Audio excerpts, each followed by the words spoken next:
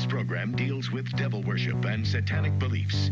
It contains explicit scenes and descriptions of violent crimes and rituals. Americans are asking, who attacked our country?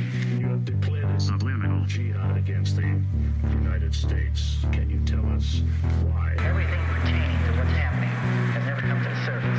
The world will never know the true facts of what occurred, my motives.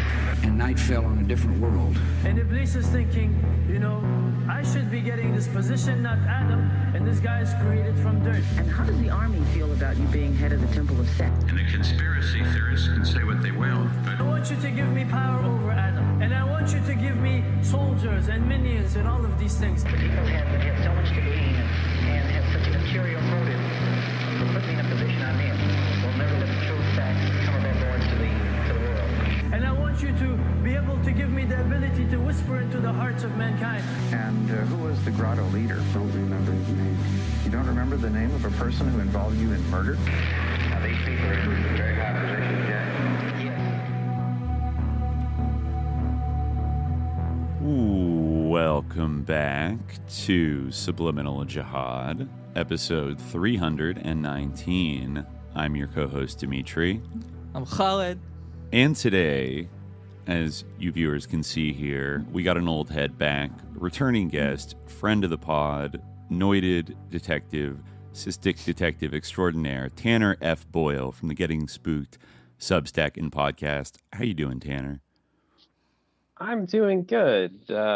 I'm glad you called me a cystic detective. I really like that concept, but it's one of those things that I had to leave when I stopped doing fiction. Mm-hmm.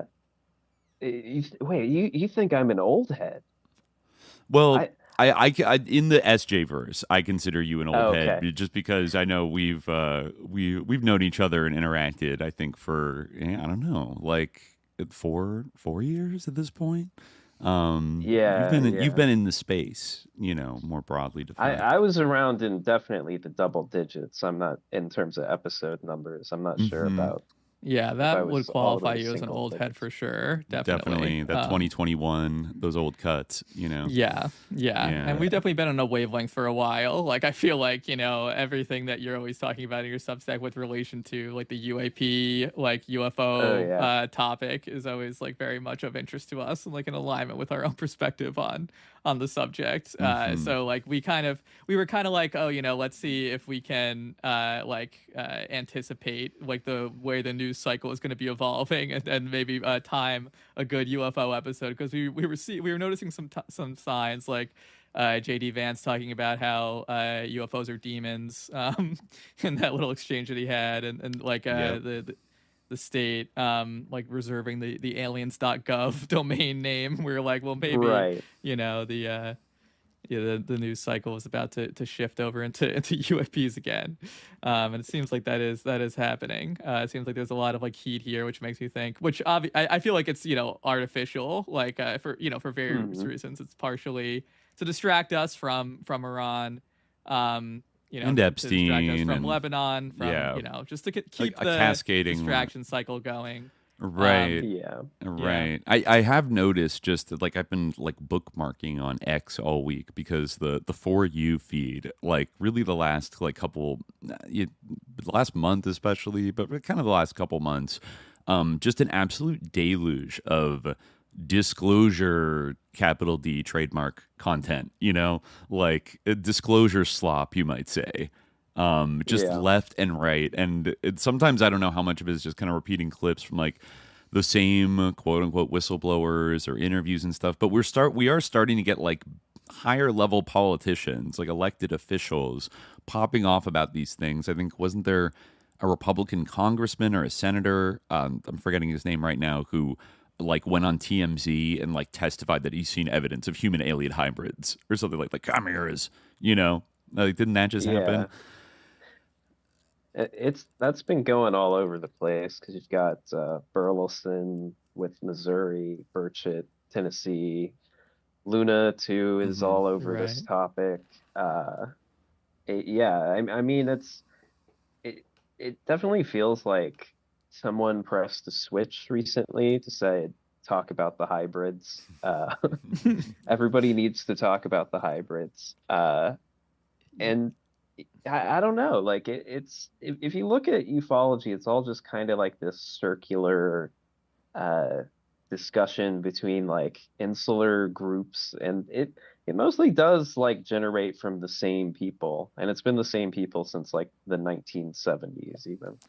It's interesting, yeah, because I was thinking about this, and what we were kind of talking about before we started recording, like, also kind of made me think about this, is that, like, you know, I was always into the UFO subject a lot when I was young, you know, and I like, were you the same way? Were you always into this, or, like, did you, like, come to this? Yeah. Like, yeah, like, and I feel, like, on one hand, like, I do see, like, kind of the circularity of it, and, like, the trends, like, the way certain things, like, kind of repeat, but I also feel like, relative to like when I was growing up, like in the 90s, like the landscape of like the UFO thing and like the kind of I guess like the mainstream acceptability of it, like I think there has been, I mean, you always had things like Dan Rather and like UFOs and like kind of like playing around with this stuff, like the alien autopsy tape on Fox and this kind of nonsense. But like you know, I do feel like there has been kind of, if nothing else, like the vice president saying that, like, he believes that UFOs are demons, like, you know, publicly. Where you got that like, idea for public from? consumption. Yeah. Give us credit, JD, with the gin-filled UFO take. But I guess you go back to Jacques Vallée, right? I was thinking he just stole it from his buddy Thiel, because Thiel went on Rogan to talk about UFOs as angels and demons. Right, he did. Yeah, I remember that.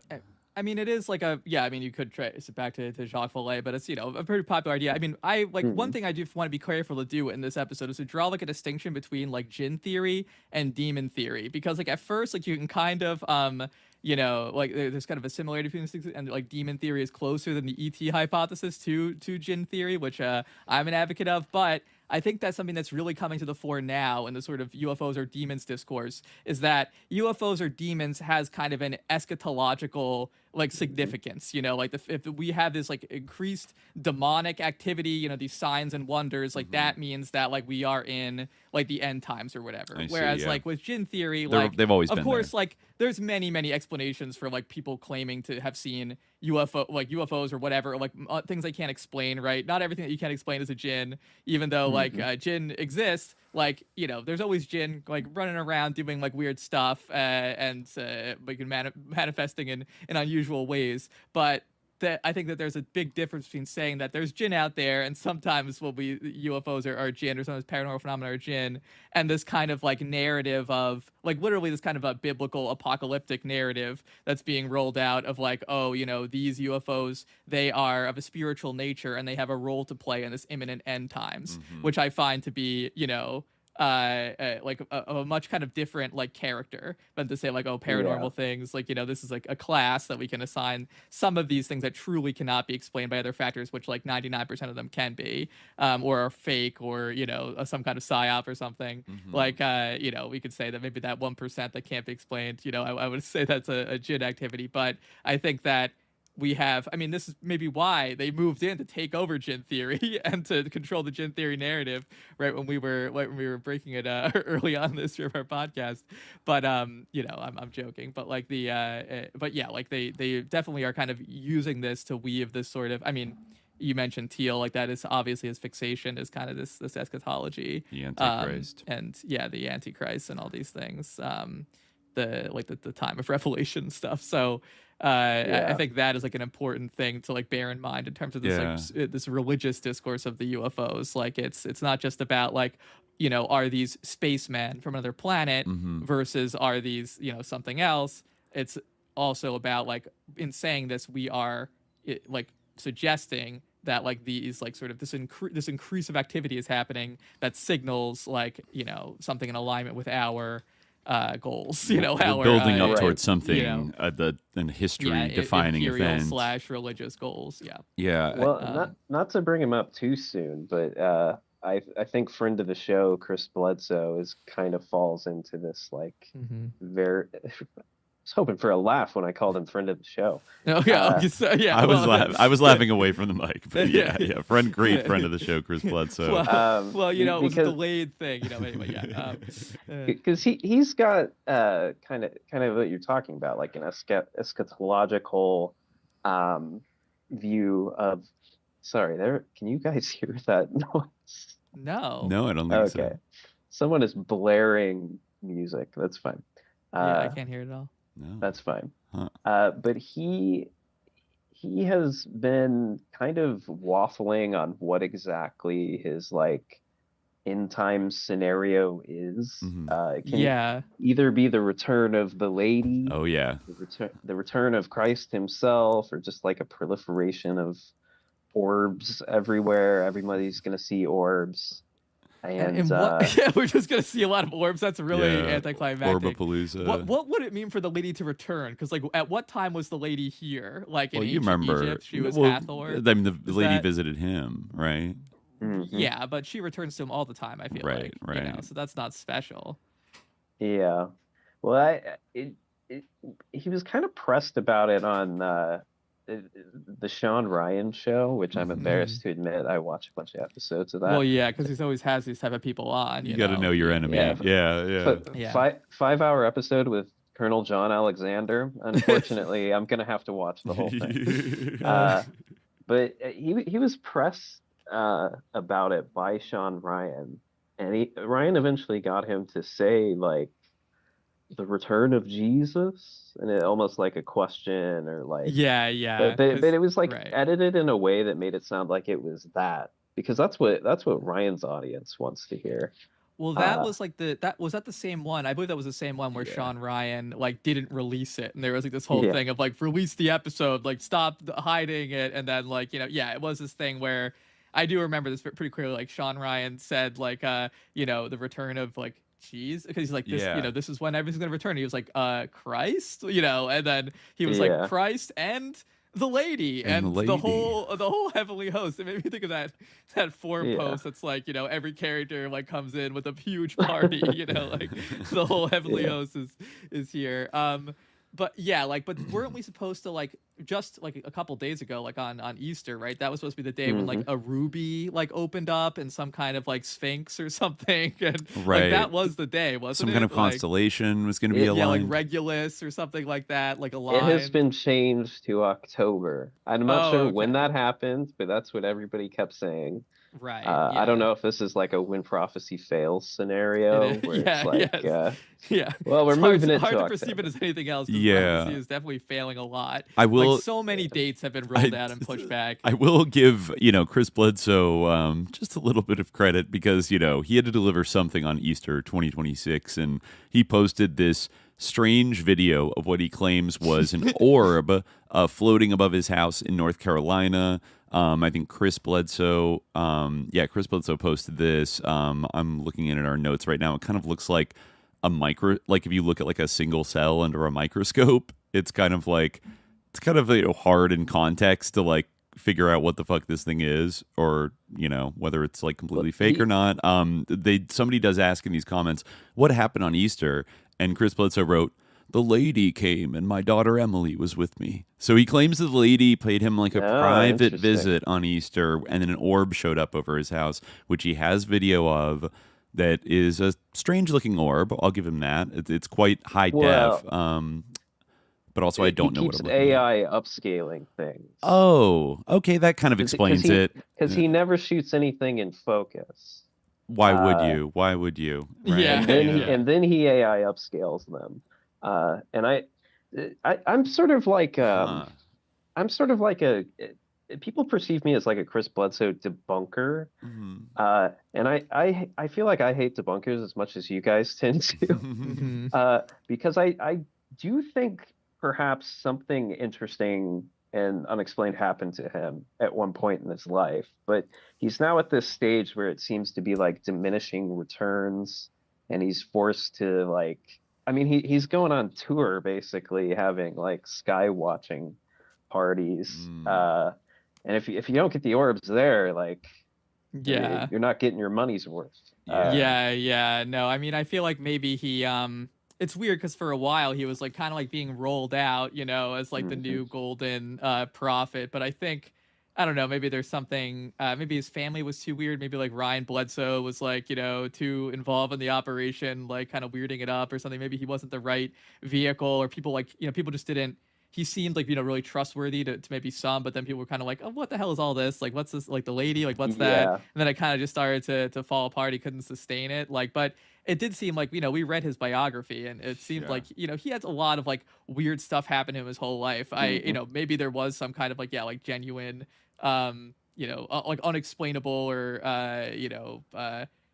like kind of a interaction with like the unseen world that happened to him, but it also kind of seemed like almost he had been like groomed his whole life, or having these very strange I forget exactly what the nature of it was. People can go back and listen to that episode if they want to, but like I remember he went to like the dentist or like the doctor, and it was prescribed some kind of like weird thing. And like, and the doctor ended up being ended up being this like sicko that was like poisoning his patients on purpose, like for some reason. What? Yes. Like serotonin shock level antidepressants given to him, and there's also that interesting tidbit in there where he claims that he was treated by Jeffrey McDonald as a kid. Oh, right. Yeah. He was like, all of his doctors were like incredibly sus. Like, He's got a gifted child energy in a way. His whole life, and then I forget, he had these like tragic, like, and just like incident. Did one of his kids die?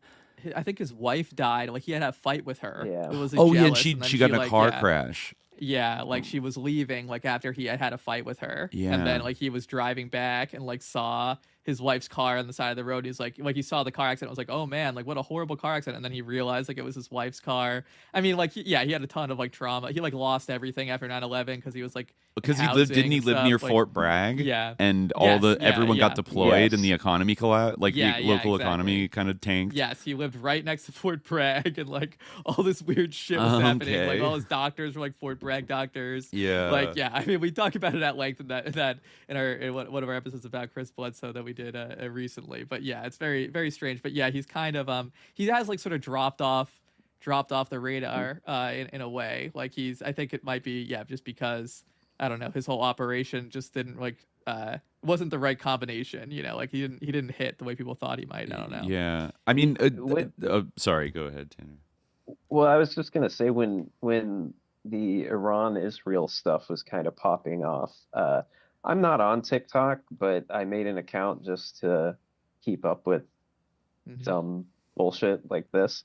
And Emily Bledsoe, his daughter, popped off with like very viewed posts talking about how the family was like validated by all of this, like war occurring. Like allegedly he said there'd be a war between Iran and Israel in 2026, like years ago. Yes, he said there'd be an exchange of missiles or something like that. And I think that's sort of like bringing it back to Fort Bragg. I think that's why like I kind of like sit thinking like it doesn't really matter if his prophecy winds up being true, because his entire life he's been around spec ops people, military people that have been itching for this exact military conflict for decades and decades and decades. And it's like, I wonder where he got that phenomenal prophecy from. Right. Maybe some white hats in the deep state,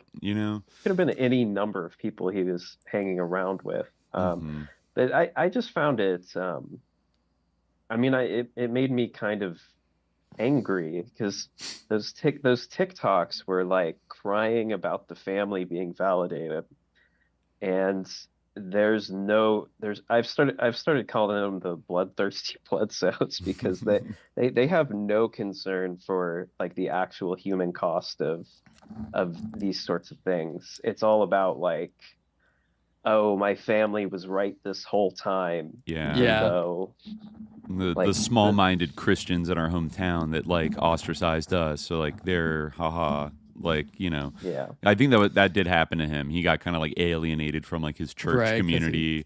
I mean, I always felt like his purpose as like a UFO influencer was to kind of bring like more of like evangelical Christian kind of audiences into the UFO kind of world, with a kind of valence that was compatible with their like Christian eschatology, especially the kind of like the type of people that would look upon an Iran-Israel war as like a sign of the end times and the coming rapture and all this shit. Yeah. Like he like all the stuff like with the lady, and how I think he even emphasized that like, him being a Christian and him being a UFO believer are not like two different things, and it's all part of one thing. I mean, I was going to bring up earlier, Khalid, when you're talking about the difference between like jinn and demon theory, like it is true that specifically demon theory, like ascribes a like unique negative valence to like these entities, whatever this phenomenon, whatever it is.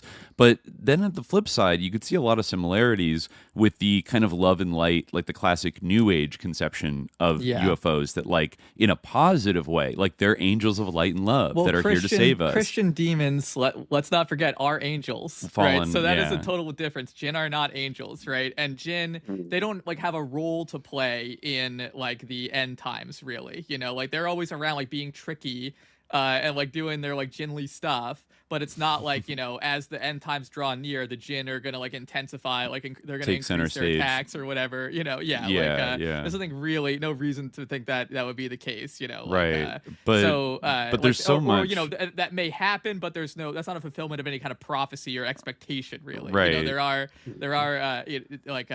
no real, but I think that whether or not there's obviously many ways that you could like impose, Christian millennial prophecies onto reality and things like this, right? You could read it in any number of different ways. However, like certainly I think when people talk about the idea that UFOs are demons in the sort of public discourse of the United States, the implication does have that eschatological valence where it's like, I mean, and that's like that's something that I find to be like a pretty, it's very interesting, like what you're saying about the kind of like religious dimension of this, because on one hand, like, obviously the UFO discourse is like a religious discourse. We talked before about how like religion is a slippery word and all these things, but it actually in a way enables people to talk in these very like nakedly and openly religious terms that like for whatever reason kind of our our sort of public sphere has like moved past in terms of like, I think if it weren't in the context of UFOs, it would be quite odd for J.D. Vance to imply, and like it would be very, I think,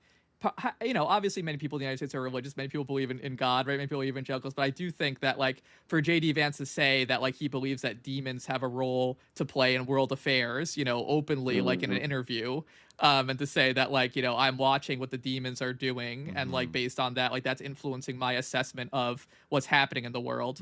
That I think would be something that like a lot of voters, like when he, would probably be like, I don't know, like if I want this guy to be like basing his decisions on his like perception of demons, but like, because it has to do with this UFO stuff, that somehow makes it okay. And then that interacts with the larger kind of discourse around UFOs where you have people like, Tim Burchett out there being like, I've seen things that would keep you up at night. This UFO stuff is for real. And like that all like kind of gets blended together. So now we do have this kind of way where like, the hecking science people who are like, well, come on, this is hard facts. You can't deny. I've seen the videos. And then, you have the like, people taking other approach to it is like, well, actually this is spiritual, or they're from the future, they're from the past, they're from another dimension, blah, blah, blah, blah, whatever. It enables this kind of like, discourse of like the purely spiritual to, play like a huge formative role in our politics, but also in almost in a disguised way. Yeah. It's fun. Weird how we've come a long way, haven't we? From the kind of wacky UFO discourse of even like the 90s to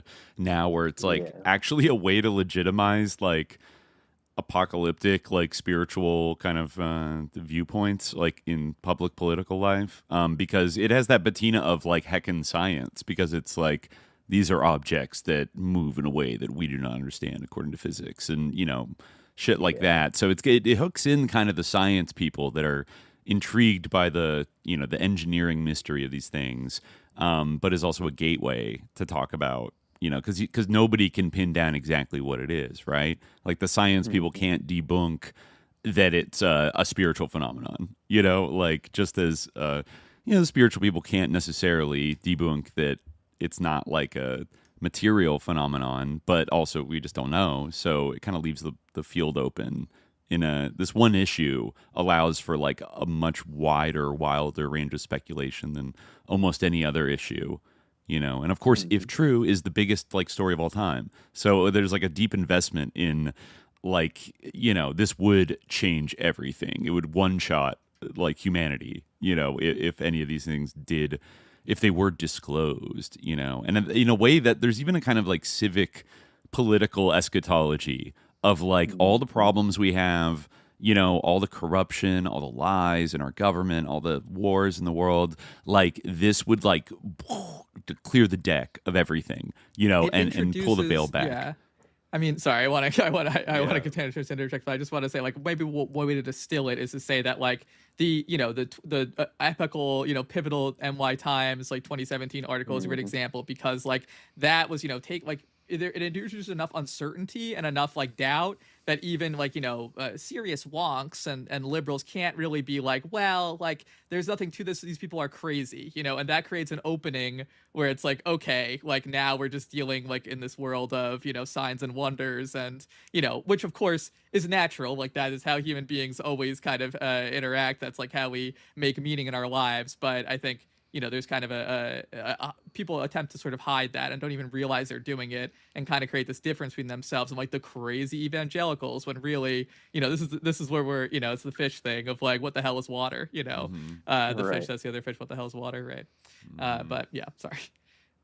No, I'm glad you brought up the 2017 story, because I feel like that is like, I mean, it was even within ufology, it was kind of poo-pooed as like, not that big of a deal. The revelations weren't that insane, but it kind of completely shifted the subject matter into something that can be covered seriously, and not always in like a way that I would say is positive, obviously, because you now have people like Ross Coulthard at Newsnation who covers all manner of nonsense directly after. I mean, this was just in the news again. He moved to ufology after trying to defend an accused war criminal in Australia, who has now been, I think, found guilty and prosecuted for those war crimes. Right. I just saw, people griping on X about this hero that got, prosecuted, who probably killed a lot of children in Afghanistan. You know, like murdered a village, unarmed civilians, and Coulthard making that turn, I find very interesting, because when he did those stories, this kind of gives you an indication of what even I would say the 2017 TTSA stuff kind of was. Coulthard was hired to he was assigned to basically write a counter argument to all the other news stories coming out about this war criminal. And I find it compelling that after doing so, he moved into ufology.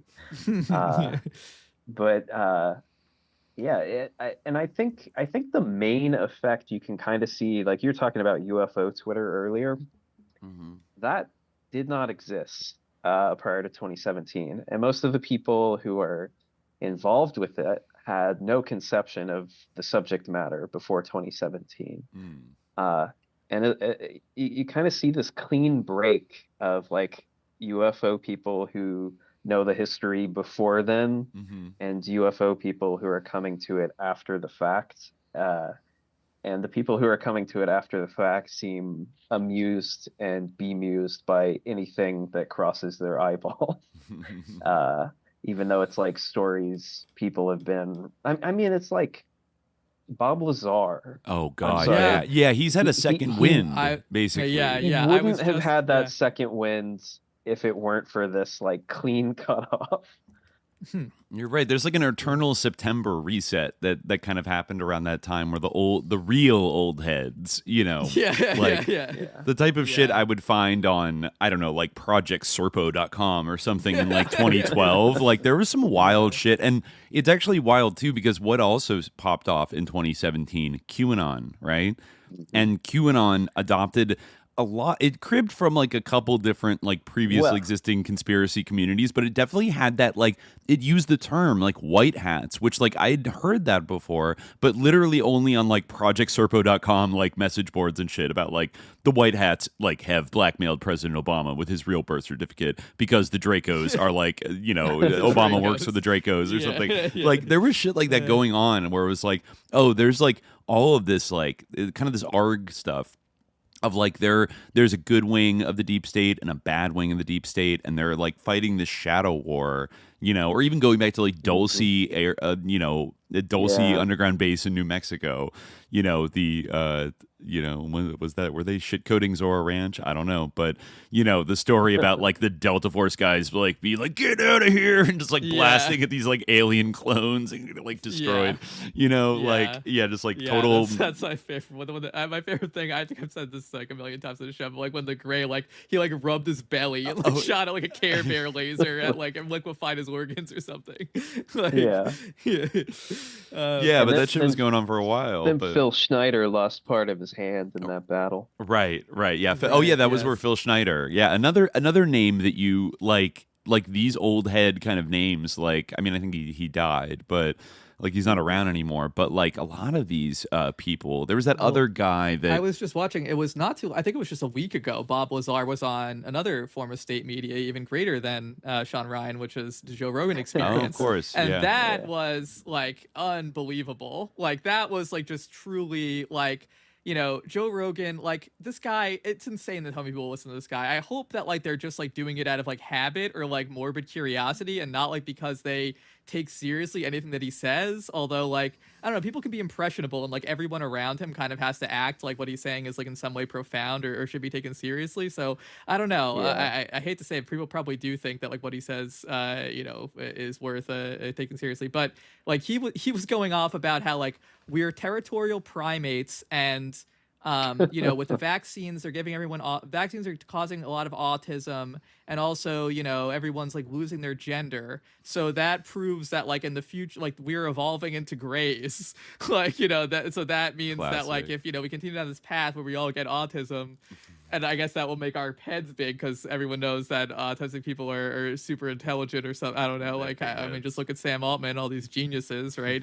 Brought to you by Perplexity AI. And Peter Thiel's hot tub. You know, So then, but also, like, I guess we're losing our genders. I forget exactly what his like scientific rationale for that was. Like that we were gonna like stop having sex organs, but anyway, well, I mean that's like an old school ufology idea, is that like grays are humans, evolved humans time traveling from the future, right? I mean, it would almost it makes more sense in the idea that breeding purposes. Oh, because they can't breed anymore. Because they can't reproduce. Yeah, I mean, the idea that like we would have to be. I mean, again, like I said, my official stance on like the Greys, if they have any reality, like is that they are Jinn, right, which appear in many number of forms.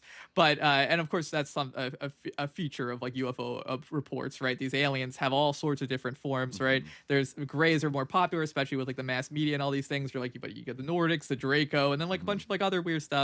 I mean, it's all like in Passport to Magoni and all these things. Like, you know, I think this is a pretty well-made argument. You still see like these weird aliens that don't look like quite like any kind of stereotypical stock alien, you know. But like certainly like it is true that if an alien developed on a totally different planet, they would probably look like, I mean, just look at all the different creatures that exist on Earth, you know, like they would probably look like real, like would they be bipedal? Would they, you know, like, I mean, like you could be, you know, carbon based. Dolphins and elephants are all very intelligent, you know, like the idea that they would look so similar to human beings, it almost would have to be that like they had some kind of connection to us, right? Which of course the connection is that they're Jinn and they're from the same planet and they look like us, you know, but because that's the form they take, but anyway, like, you know, or they're coming out of our imagination, right? Which probably is either or, right? Or both and. Mm-hmm. But he was saying that like we were gonna evolve into Greys somehow. And you know, Bob Lazar was like kind of like going along with this or whatever. Honestly, critical support for Bob Lazar, who was actually kind of pushing back against this because Joe Rogan was saying like, well, this is the problem. Like, we need to evolve into the grays because right now we have a serious problem, like with countries like Iran having a nuclear weapon. And, if we're going to stop this global Islamic caliphate from having nukes, like the only thing we could do is evolve into these grays. Oh my God. Commissar was like, well, hold on. They're not going to have a nuke or whatever. So like, a little bit of critical support to him for being the most sensible person in the Joe Rogan like newsroom or like studio or whatever the hell. But like still, like it is insane that like, this is a great example. Like you see this guy who basically at this point is state media, like sponsored by like these tech oligarchs, right? Constantly promoting their stupid little machines, telling us that like weaving in the UFO topic with like this nonsense about like really just the like bottom of the barrel justification for this aggression against Iran. Like somehow, like just getting like almost like, I mean, I wouldn't be surprised if he's actually like paid to do that. If that's like part, one of his little ads, like to make sure you work in somehow that Iran's going to get a nuclear weapon. But like, it's strange to see. But it's the same thing with kind of the Bledsoes being like, oh, this proves that we were right. It all kind of like, it's so interwoven with like the the military industrial complex and this like the military establishment in the United States that like it all like obviously is like in service to like their goals, which are like we see an unprecedented, well, not unprecedented, right, but like maybe in my lifetime at least, shockingly public convergence of like a sort of religious discourse, and I'm even including 9/11 because of course like Rumsfeld will be giving George Bush these like kind of packets with Bible quotes and like American soldiers on tanks in Iraq, but that was like something that came out in like journalism, that was something that came out in like books, right, like from reporting. It wasn't like you had someone like Pete Hegseth going out and saying like the sword of God is now coming down upon the heads of the mullahs, like, and like these people giving like these sort of speeches and this like really like sinners in the hands of an angry God rhetoric. Trying to intimidate the Pope. That was another time. Speak of like weird Pentagon deep state that just came out. And just to make it weirder, it came out in an exclusive from the Free Press. So I don't know what Barry's agenda is with all this, but like apparently, I forget if it was the ambassador of the Vatican to the U.S. or like a high-ranking cardinal or something like that. Like a high-ranking, official of the Vatican was invited to the Pentagon allegedly by Elbridge Colby, who I think is either an assistant or a deputy secretary of defense for Trump, but is also the grandson of CIA Director William Colby, who is, by the way, they're kind of rare. I mean, they're very waspified, but they are Catholic. William Colby was Catholic, and I assume Elbridge Colby is Catholic too. So to invite like a bishop or a cardinal to the Pentagon the way he did is already a little bit odd because he apparently remembers what his father did. He's like, remember what happened to your predecessor. Exactly. And apparently he gave this kind of like monologue to like the official of saying that like like B-52s are like more powerful than God, and the U.S. government, the U.S. military could like overthrow any country in the world, and the Vatican would be well advised to be on the side of the United States. And then kind of ominously brought up like, surely as a student of history, you're aware of the Avignon papacy, aren't you? Which is, I'm a little rusty on my old Catholic history, but I believe it's when France got mad at the Vatican and launched their own pope in Avignon and like claimed like leadership of the Catholic Church for like a few decades and kind of like went schismatic and kind of like remote control. It was almost like a foreign occupation. Of the I don't remember if it was an Vatican. anti-pope or if they like kidnapped the Pope. Oh, right. I don't remember. But either way, like a loaded thing to tell like a high-ranking Vatican official, and apparently after that, then they went back and relayed what happened to our new American Pope Leo. And that, according to the Free Press, this is sort of like catalyzed a lot of his like increasingly sharp statements against like the Trump administration and the war and the way they're treating immigrants. And I think the article said something like they wanted the Pope to come on July 4th this year for the the anniversary. Whatever. And instead, the Pope declined that and is going to go to like an island off of Sicily that like houses refugees or something on July 4th, which is kind of like a pretty, like a fuck you ICE kind of, symbolic gesture, you could say. But like, why are they even doing that?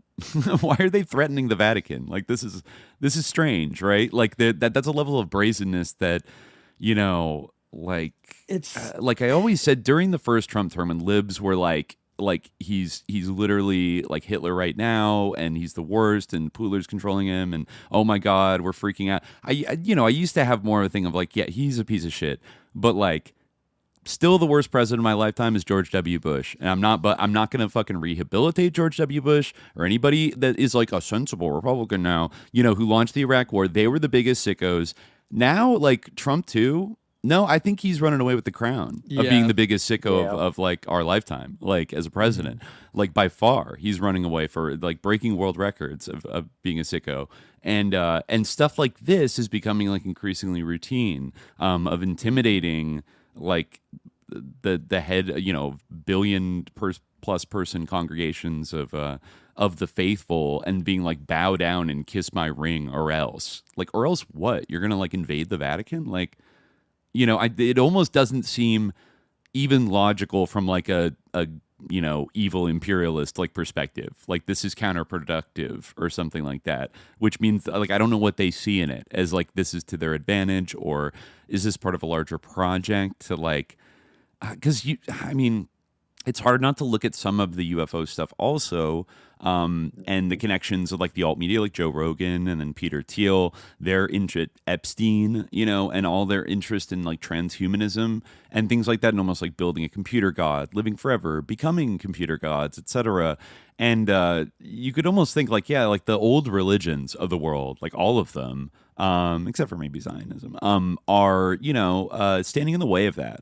And like they need to be like brought to heel, or like brought on board, co-opted, or like made amenable, so that they're not like standing up on their dusty old moral principles and saying this is sus. I don't know, like, but we're almost reaching that level of like weird religiosity bubbling up. Religious discourse is like always contested, right? And like a lot of, especially in like what the broadly like Abrahamic tradition, if you want to like use that term, like, but even beyond that, like most of like the like quote unquote, again, this is another sort of it's not super precise and like contested term, but like most of the great world religions do have some kind of like membrane between them, some more than others, right? Like Islam, Judaism, Christianity, right? We have a shared kind of view of like soteriological history up to a certain point, right? We have like similar kind of holy figures, certain kind of events, and like a similar perspective of history. But of course, there's different like discourses within these religious traditions, and like, yeah, I think that like what you like you definitely do see, I think, the UFO kind of like substrate of like the UFO like topic, or like the UFO like semiotics and symbology kind of like is like a like kind of an important sort of like tissue, or kind of a mortar that like makes all this like religious discourse cohere in like the present moment, right? It has to be like kind of transformed in order to be like have it kind of have its mass character that it has, right? Where like multiple different people can participate in it, right? Like I think that it's a very complex, and like I'm kind of spitballing and thinking this like as I speak, because I think it's a complex thing. Like, why is it that to give like apocalyptic prophecy in the United States, right? To say, for instance, like from like behind the presidential seal that like Jesus is coming back, or that like demons are descending upon the world, or that like these are the end. There's we see like the signs in the sky, or like we see the hurricanes come, things like this, or to be interpreting world events like in kind of this Left Behind series type of way, or something like that, right? Like, why is that unusual, or why is that kind of outside the Overton window? But to do this, to say like, well, we're seeing these strange objects and no one can really say what they are, and they can do things that no modern physics seem to accommodate, and these are increasing in frequency, and it's very concerning. And I've seen things that you wouldn't believe, like there's like it's a cultural difference, like from the time where you would have court astrologers who would be interpreting the dreams of the king and things like this. At one time that would be like totally fine to be talking about, like to have like Trump's astrologer culture come out and say the president had a dream, but now it has to be kind of about like, oh, well, we've looked at these files, looked at the UFOs, we've seen like their movements, they're coming out of the water, the Greys don't have genitals, like, etc. This is what we've it means. studied the like, esoteric text. It means we have to invade Lebanon, so it's kind of, but it's certainly like, I think that is certainly a thing where like for whatever reason, there's a discourse that's kind of outmoded, or a style of discourse that's outmoded, and like this UFO stuff enables it to be sustainable. Like it can't like hold itself up. It's just not tenable, in the American public discourse now. But like for the UFO stuff enables it to be. Yeah, you're right. It is kind of a connective tissue that can unite like evangelical Christians, heckin' new atheists, like weird integralist Catholics, like maybe your odd like Zoroastrian or Hindutva or whatever, like Zionists, like all these different types of kind of even like just like heckin' science, like secular people. It can unite them in this kind of like para-religious belief that they could lead to the kind of like a forging of like a new religion, like a new kind of like meta, like a postmodern religion of some kind. Somebody in the chat compared it to the Ahnenerbe in Nazi Germany and their goal to make a kind of new religion, like a post-Christian, post-Abrahamic, like neo-pagan state religion of like imperialism and conquest and like eugenics and like all where all Nazi beliefs would be like kind of woven into it and validated and ritualized, and then like it's a little scary the way like our government is like this government's acting right now, that they would try to like even discard the kind of like we're a Judeo-Christian nation, that kind of shit is like, I think they're still using that because it's useful. But I do want to hear from Tanner, but I just want to say like, I think even Joe Rogan like is a good example of this, because Joe Rogan is someone who like, I remember him being like upset that like the 10 Commandments were going to be in schools in some places, right? Which is a pretty like typical red meat kind of like Christian, conservative thing, which for the most part like Joe Rogan is certainly a conservative, right? And kind of a right wing, but he's like opposed to that because of like freedom of religion, but at the same time, because of the UFO slop, he'll be able to be like, well, we got to invade Iran because, of the Greys or something, that is kind of like, it enables that to and like, he has this giant audience, people like take him obviously very seriously. So it's definitely a phenomenon. Well, I can actually thank you guys, because when we did that call in, you asked me like, what's the utility of the UFO topic? And I said, well, I have 7 points, but I haven't written them down. And I wrote them down after that episode. Nice. And it is kind of this, ufology is more like a multi-tool than like a blunt instrument. And I think that's why it's useful, because it historically, it's been kind of a psychological operation. And that's just historically down the line, or like an intelligence gathering tool.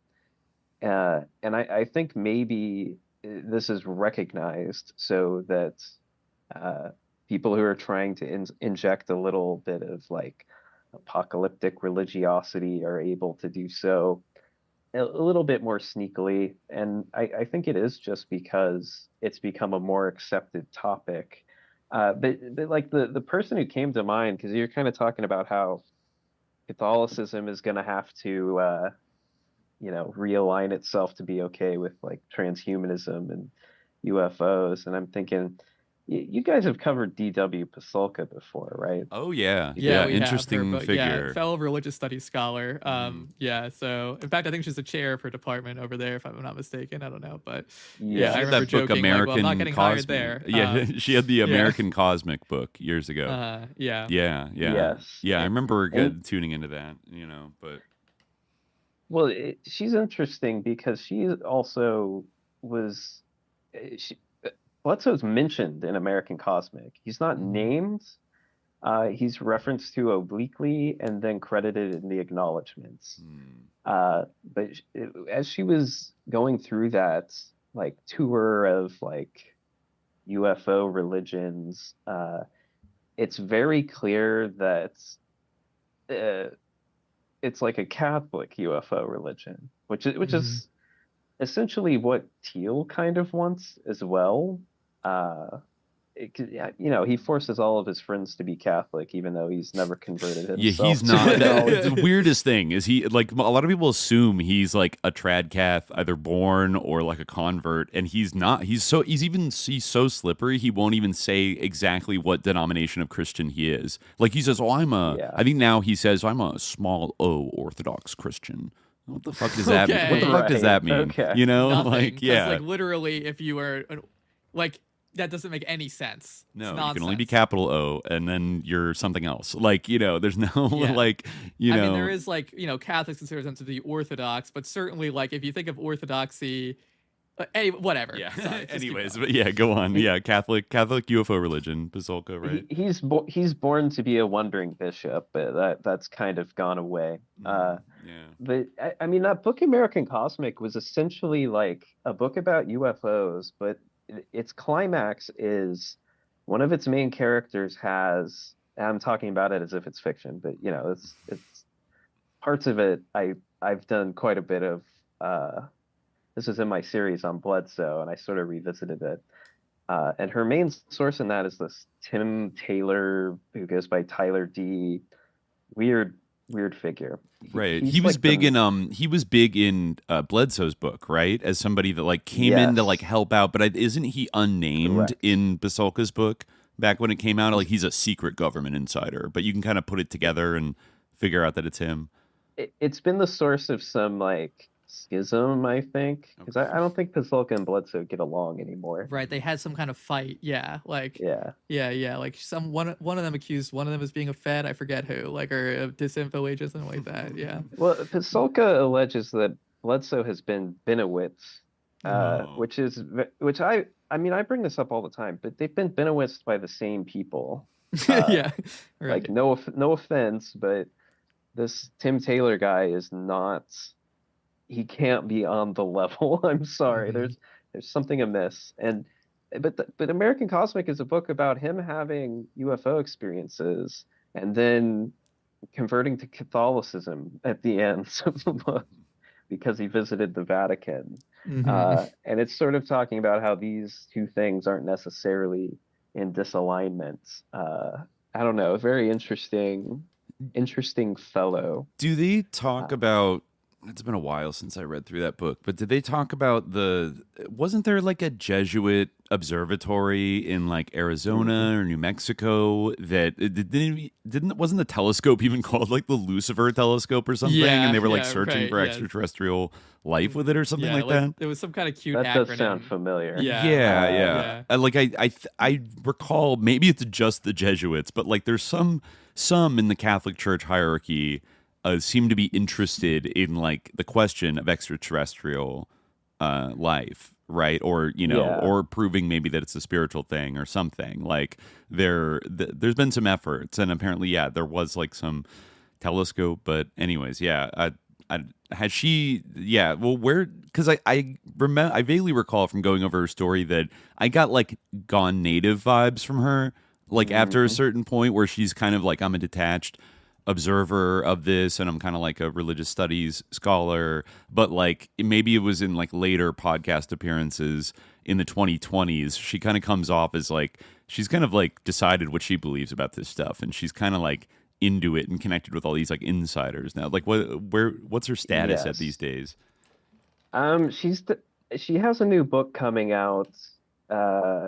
I think it's about like it's about UFOs again, but it's also about like non-human intelligence and AI, which I think is jumping the shark. I think it's jumping the shark a little bit. But yeah, she's been an interesting character. Encounters, experiences with non-human intelligences. Is that it, or is that an earlier one? That's an older one. Okay.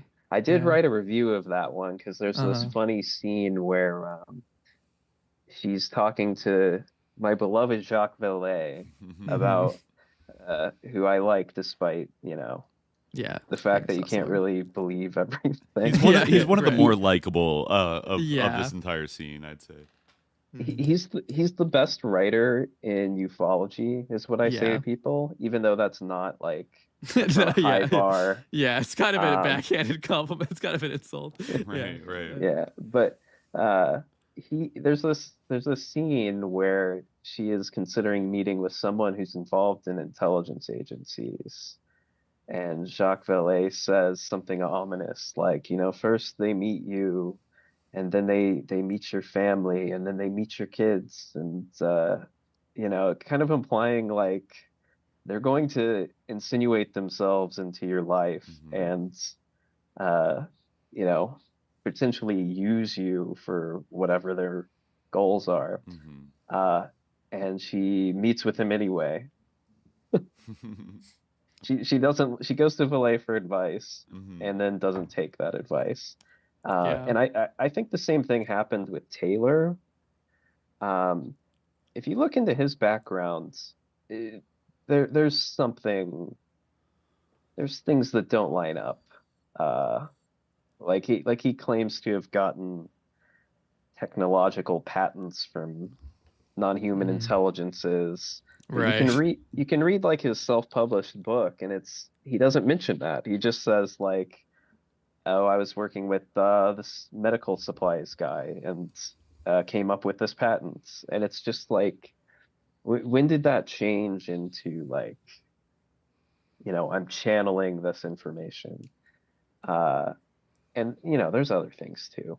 Yeah. Bledsoe says like he controls the launches at NASA, when the most I can find is that he's like a guy who buys materials for Cape Canaveral or something. And Pasulka was the one who had that weird thing about how like NASA launches are all like kind of rituals, right? She was saying like, Yes. who are all the like, they're using like Latin names for different parts. I forget like. Oh which yeah. one was the They're thing? Like, ritualistic launches. Yeah. Yeah. Like, and then someone made a comment of like, oh, the ceremony isn't for us, and Pasulka was like, who is it for? And it's like, it's for the public. It's for the American public. To give like this kind of some gravitas to the space launches. Like it's not just because he said it's not for us doesn't mean that it's for like the others. Which, by the way, is the title of her new book, is The Others. Yeah. It was in that post, I think, too, where she accused Tom DeLonge and TTSA of being like part of a Freemasonic conspiracy to do something or the other, and then she claimed her account was hacked. Right. Yes. Even though she didn't report it to like campus police or local police or anything like that.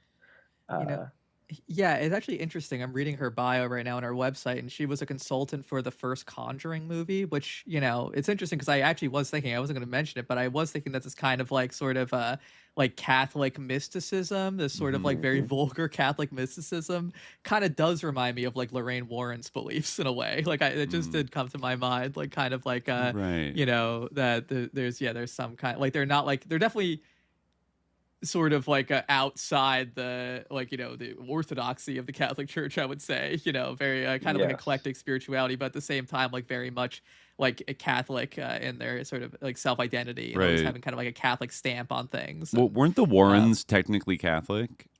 I believe that like Lorraine Warren, it definitely was Catholic, and I think that like what was her husband, Ed Warren, he was like a a demonologist or whatever, but like I think they weren't necessarily like as authorized by the Catholic Church as they claimed to be, and of course like I think you have Lorraine to be a priest. Warren's whole thing was that she had like this exorcisms. Yeah.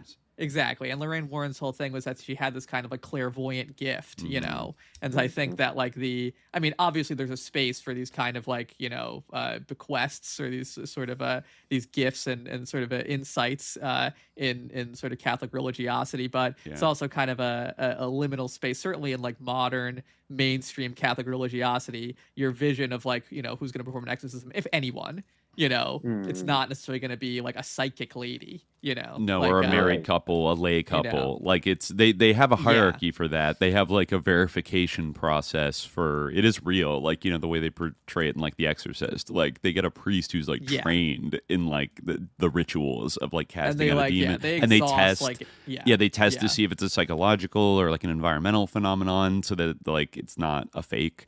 demonic thing. And I don't know what their approach was, but like from the movies I've seen based on what was it? I forget, the Conjuring. The Conjuring. The Conjuring. Based on, like, some of their early cases. Yeah, it's like they come off to me like evangelical people, like casting out demons, like in a kind of very like freestyle kind of way, not. This doesn't seem by, like even if it was by a Catholic book, it would be unauthorized, by the church, and I guess the church would claim that it wouldn't work or it'd be like dangerous to attempt this, right? Right, yeah. I mean, someone mentioning the Warrens' live-in assistant, right, who of course is like, there's that special like clause in the contract that, like, when Lorraine Warren like signed the rights over to make those movies, she was like, Ed Warren can never be depicted in a relationship with a minor, because of course in real life he was. But maybe he was there's something of a Catholic priest quality in that.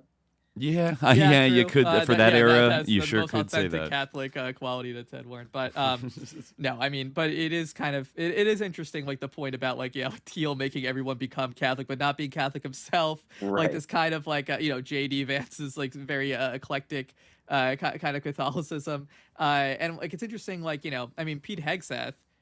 Who's obviously been very much at the fore in terms of these recent events. Like he belongs to this kind of like what's his like Doug Wilson, I think is the name of the guy. Like he had him like to one of his like epic Doug Wilson. He had him like to one of his like epic like Christian like war fighter like prayer services or whatever. But this guy is kind of like an evangelical integralist or whatever. Like I saw him giving some interview where he was like, we're going to if we truly have like the Christian nationalism that we need, like forms of idolatry, like like having a processional where you venerate the Virgin Mary, that will be banned and stuff like that. So it's kind of interesting. You have this like weird like, but on one level, I obviously that's a huge difference between the sort of professed religiosity of J.D. Vance and like the professed religiosity of Pete Hegseth, but they all do seem like they're kind of like in a cult together where they can get along, like even though like technically they should kind of be like mortal enemies by this. Is one of them is like, I want to ban your expression of your faith in public, and the other one is like, well, I believe that there's no salvation. And throw in Elbridge Colby is another Catholic, a nominal Catholic who is not acting the way you would expect a Catholic to act, like in a very strange way and in accordance with all these other people. I wonder if he converted to some other weird thing, or if he's, Well, I think like, and this is true of like religiosity in general, where there's a lot of like porosity to these different like kind of traditions and things like that. But like, and like a lot of like eclecticism as a phenomenon and stuff. But I feel like, the symbols of Catholicism are like very powerful, like it's something that like has kind of a numinous quality. Like I remember, when I was young, a friend of mine, like she had a picture of the Pope, and her family wasn't Catholic, but like her grandmother was like upset that like, she got this picture of the Pope because she was, an atheist, and her grandmother, who was like a non-Catholic, was like, I need to take that picture of you. You wouldn't know how to use it. And it's like, well, but you don't actually believe in like the authority of the Pope, or like this is any kind of special person at all. But there is that kind of like sense, like, when people picture an exorcism, for instance, to go back to the Lorraine Warren point, they picture, because of the movie The Exorcist, they picture like a Catholic exorcism, like that still has this kind of aura to it, even among people who are not Catholic, right? So I think it's kind of almost about like controlling this whole space of, like religious expression. Like Christianity, lowercase o, Orthodox Christianity, right? Yeah, I managed to clear up a little bit. Elbridge Colby is a practicing Catholic. I was able to find only one reference to this of him. This is in the National Catholic Register. From an article in September 2024, right before Trump won, called "Catholic Strategist Promotes Stewardship Approach to Foreign Policy." Okay, that's an interesting thing. Elbridge Colby says his strategy of denial approach charts a realistic middle course between isolationism and neoconservative interventionism. I don't know if this doesn't feel very middle of the road right now. But he is a Catholic, who served in the first Trump administration, he relies on a word familiar to Catholics to explain his preferred geopolitical strategy for the U.S. stewardship. This is what Colby says. The parable of the unjust steward in Luke 16 is essentially an example of someone who is in a position of trusteeship or stewardship and is expected to take account for the reasonably anticipated consequences of his actions, with the goal being the benefit of those in his care. The proper duty of the state is to serve the security, freedom, and reasonable prosperity of people entrusted to its care. The foreign policy that best serves those interests is the right foreign policy. The end goal is to benefit the well-being, the commonweal of the republic. Okay, yeah. So, like, I remember him being promoted a little bit as like an like an anti-interventionist kind of conservative force. That I think he even didn't he like publish he authored like a white paper right after Trump got in. I do kind of remember this happening where Elbridge Colby apparently was like lobbying for U.S. withdrawal, like strategic withdrawal from the Middle East. And from like having Israel's back at least as hard as like, the U.S. has been, and shifting all resources to like confronting and undermining China. Like, so he's one of these classic, like, no more forever regime change wars, but like that's because his eye is on the ball, the big dog that they want to take on, which is China, and they don't want any like they don't want to get bogged down in any like side quests. It's like that's the fight. That's a new Cold War. That one is for all the marbles. All these other ones. Now you could see maybe the decision to go to attack Iran as like an attempt to like stymie China by like cutting off, and Venezuela, like cutting off sources of its oil. If so, I feel like it's not going quite the way they planned it at the moment. But it is weird that he's kind of being like promoted as like, oh, this middle path, like ethical guy, and then he invites like a Vatican official to the Pentagon. And there's a weird reference in the article that said that he brandished a 14th century weapon in front of like the cardinal. I don't know if that's like a turn of phrase to mean that like he brought up when was the Avignon papacy? It was it was in the 14th century. Okay, I think to the chat there that was wondering if he whipped out like an old medieval like saber or something. He's like, look at this, Cardinal. Well, I didn't. Your Excellency, come to the free press, like, so I can't say. But I think this is the brandishing the weapon, like threatening them about the Great Western Schism of 1378. It would be crazy if he was like, you see this sword? Like, this is for the 14th century. Perhaps you've heard of a little event from that time. Like, I mean, he could have done that too. That would be incredibly fucking weird. But I think my point stands. Strange kind of Catholic. Oh, interesting. The political profile of Colby described as the intellectual leader and rising star of an insurgent wing in the Republican Party rebelling against decades of dominant interventionist and Reaganite thinking. And the New Statesman profile, written by prominent Catholic commentator Sohrab Ahmari, ding, ding, ding, pronounced that Washington is abuzz with his rising influence. So that's a guy that's Thiel connected and a Catholic convert and Iranian. It really shows how insane this stuff is that Sohrab actually like kind of had like a sensible take on the Iran war. I didn't like follow I've been blocked by him for years, so I didn't follow like what he's been posting like too closely, but I remember him like saying, that like this is absurd and like this is, like a horrible thing that he's got like a Jason Reza Georgiani buyer's remorse for, I think, did you write about that, Tanner, recently in Georgiani's like positionality during the war? He posted recently about like literally a plate of shit, and then like a picture of a plate of shit, and then a whole like apology in Arabic that he's sorry that he voted for Trump twice. He's sorry that he was a Zionist. He should have never believed the Iranian diaspora, et cetera, et cetera. Like, we're talking complete and total collapse of everything he's been talking about for the past like decade, basically. And was it truly in Arabic, or was it in Persian, an Arabic script?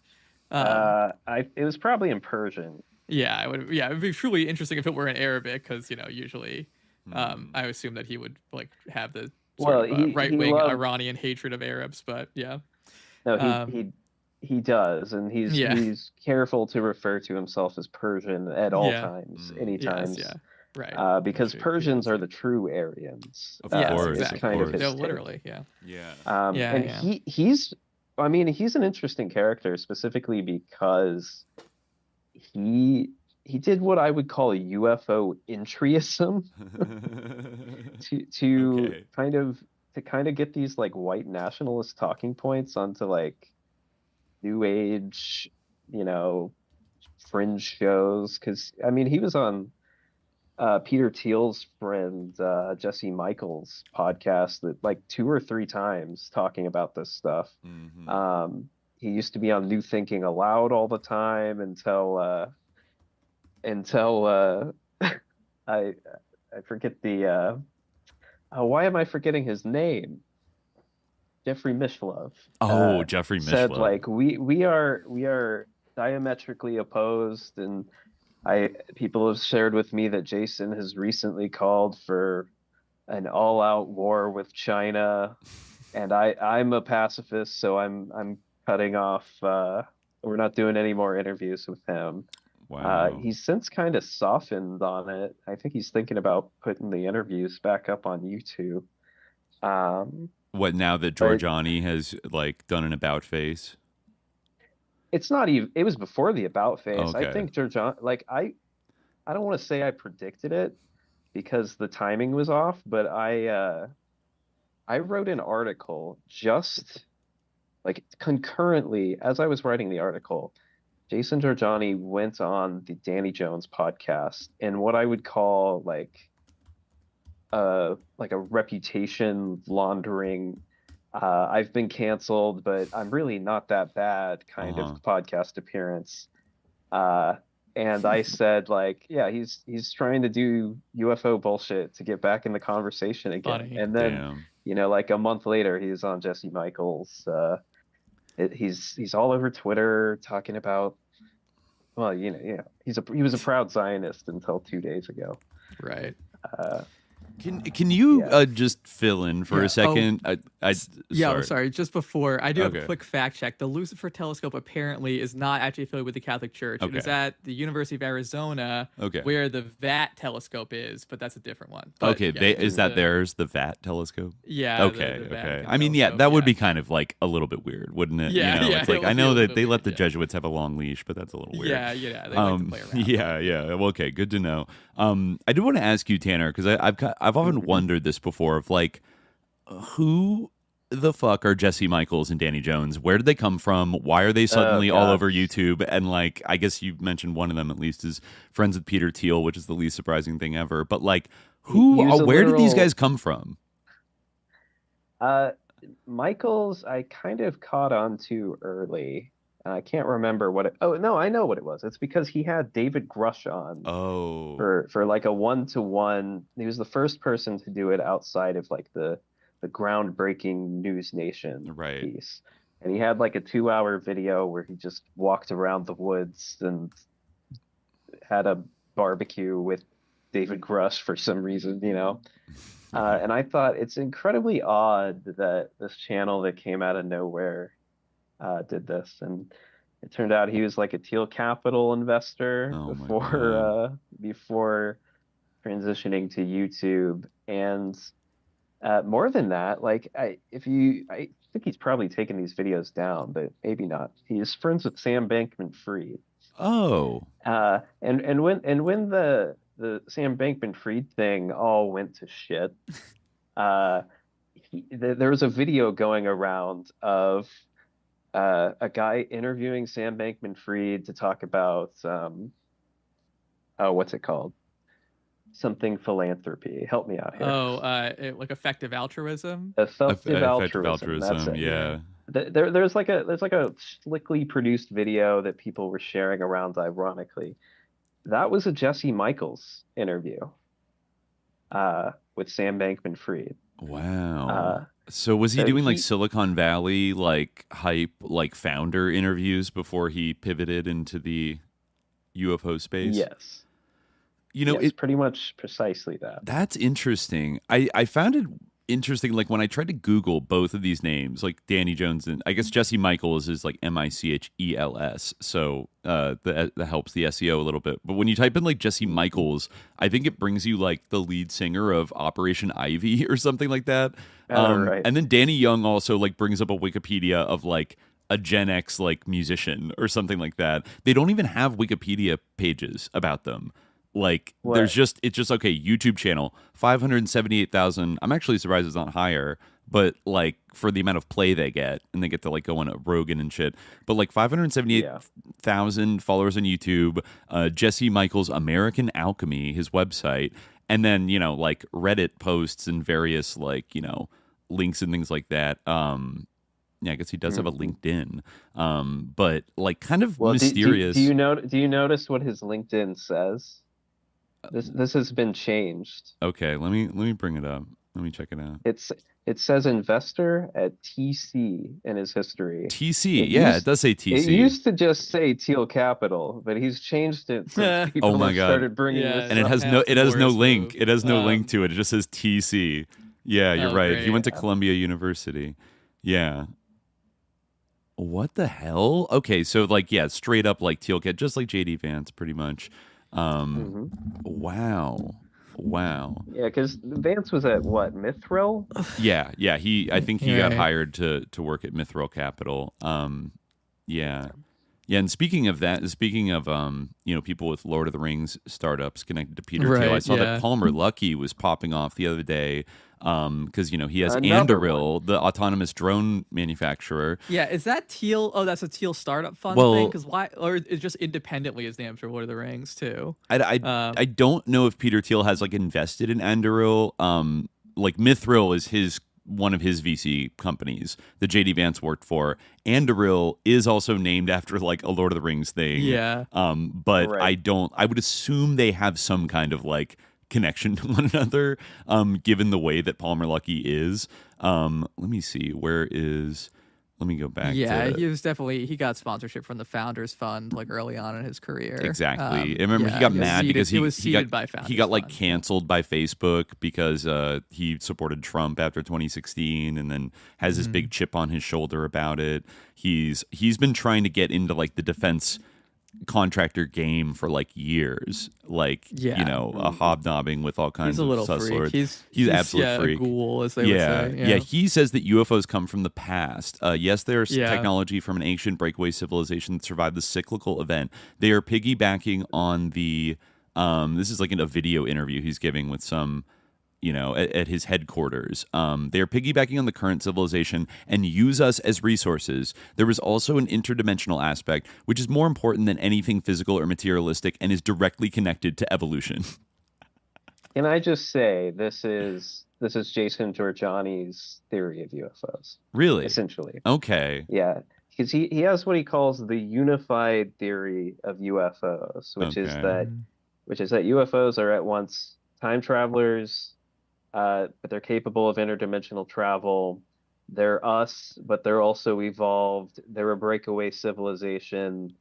And I'm forgetting one thing. There's like 7 different things that come together and make this unified theory of UFOs. Like he basically thinks that a Nazi breakaway civilization can time travel, dimensional travel, and they've come back from the future to they're ethereal and in corporeal, maybe? Is that maybe what it is? Because that would occur to me as another big kind of like question about them. Like, well, it's also like the polar myth again. Yeah, like Miguel talked about. Yeah. Mm-hmm. Yeah, I'm just looking up here. Even I found some links on. There's like a subsidiary Wikipedia website that has a Jesse Michels link. I'm looking here on KonaEquity.com has a profile. I assume this is a little older, from Thiel Capital LLC in West Hollywood, California. There's a long list of principals, directors, whatever. Listed under principal here is Jesse Michels, J. Michels at thielcapital.com. I think also he wrote a very strange essay for the Columbia Spectator, I guess when he was in college there in 2011, called Dinner with a Dictator. We've come a long way in regards to purposeful free discourse with unsavory rulers. I don't know. This opens with like the year is 1933. You're a Columbia student. Nicholas Murray Butler, our prized president, decides to invite Nazi ambassador Hans Luther to speak on campus in the spirit of free discourse. Do you stand idly by? In fact, Butler did host a reception for the Nazi diplomat with little resistance from the student body. Those that did speak up paid the price. Robert Burke, a student who organized a small mock book burning and peaceful protest, was expelled, a shameful offense against the free discourse Butler claimed to promote. Today, the return of Iranian President Mahmoud Ahmadinejad to New York and the Columbia sphere has set the campus astir and evoked comparisons of University President Lee Bollinger to Butler.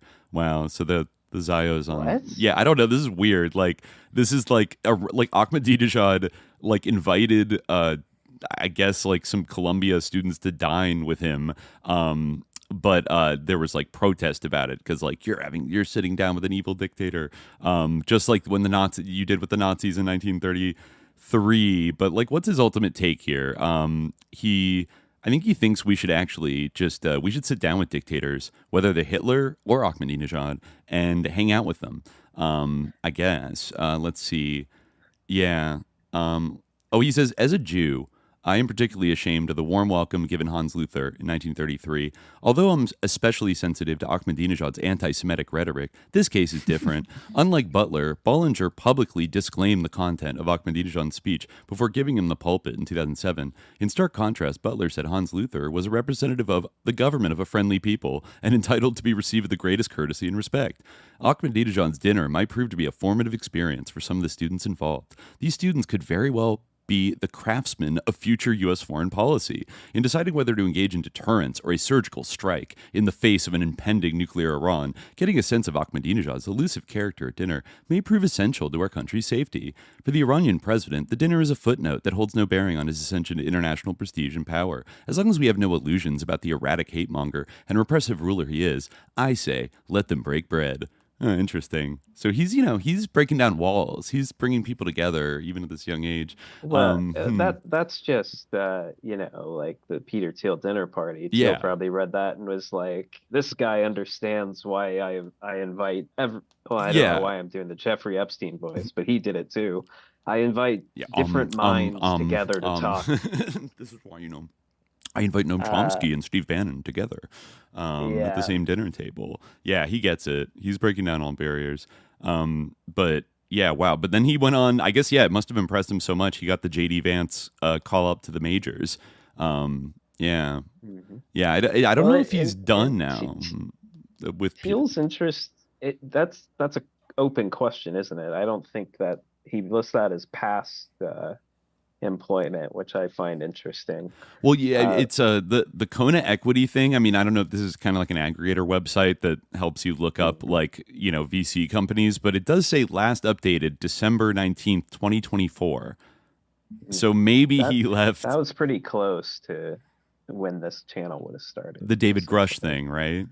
Yeah. Yeah, and I mean he's listed not as not as an associate, blah, blah. He's a principal partner of Thiel Capital, like one of, Eric Weinstein is also, a principal. He's on the show all the time. Of course. Nobody addresses how they might know each other. I think they might allude to it, but no, it's an interesting network because Thiel's own interest in UFOs has been kind of, people didn't know it for sure, but there's a lot of paranoia that he's sort of the one funding different UFO related startups behind the scenes. Yeah, I think we're familiar with this dynamic, maybe in other, slightly other spaces, but yeah, it's of a pattern, right? It's everywhere, and I think that's why it's interesting because I think that's how Grush became involved. Essentially, I think members of the Thiel camp kind of linked in with Grush, and I'll just say he talked to more than one of them, and I'm not gonna say any more than that, unfortunately. But yeah, and there was also fundraising dinners. This is probably why JD's talking about UFOs, because at these fundraising dinners for different political parties, you can find an old Politico article about Thiel hosting these dinners.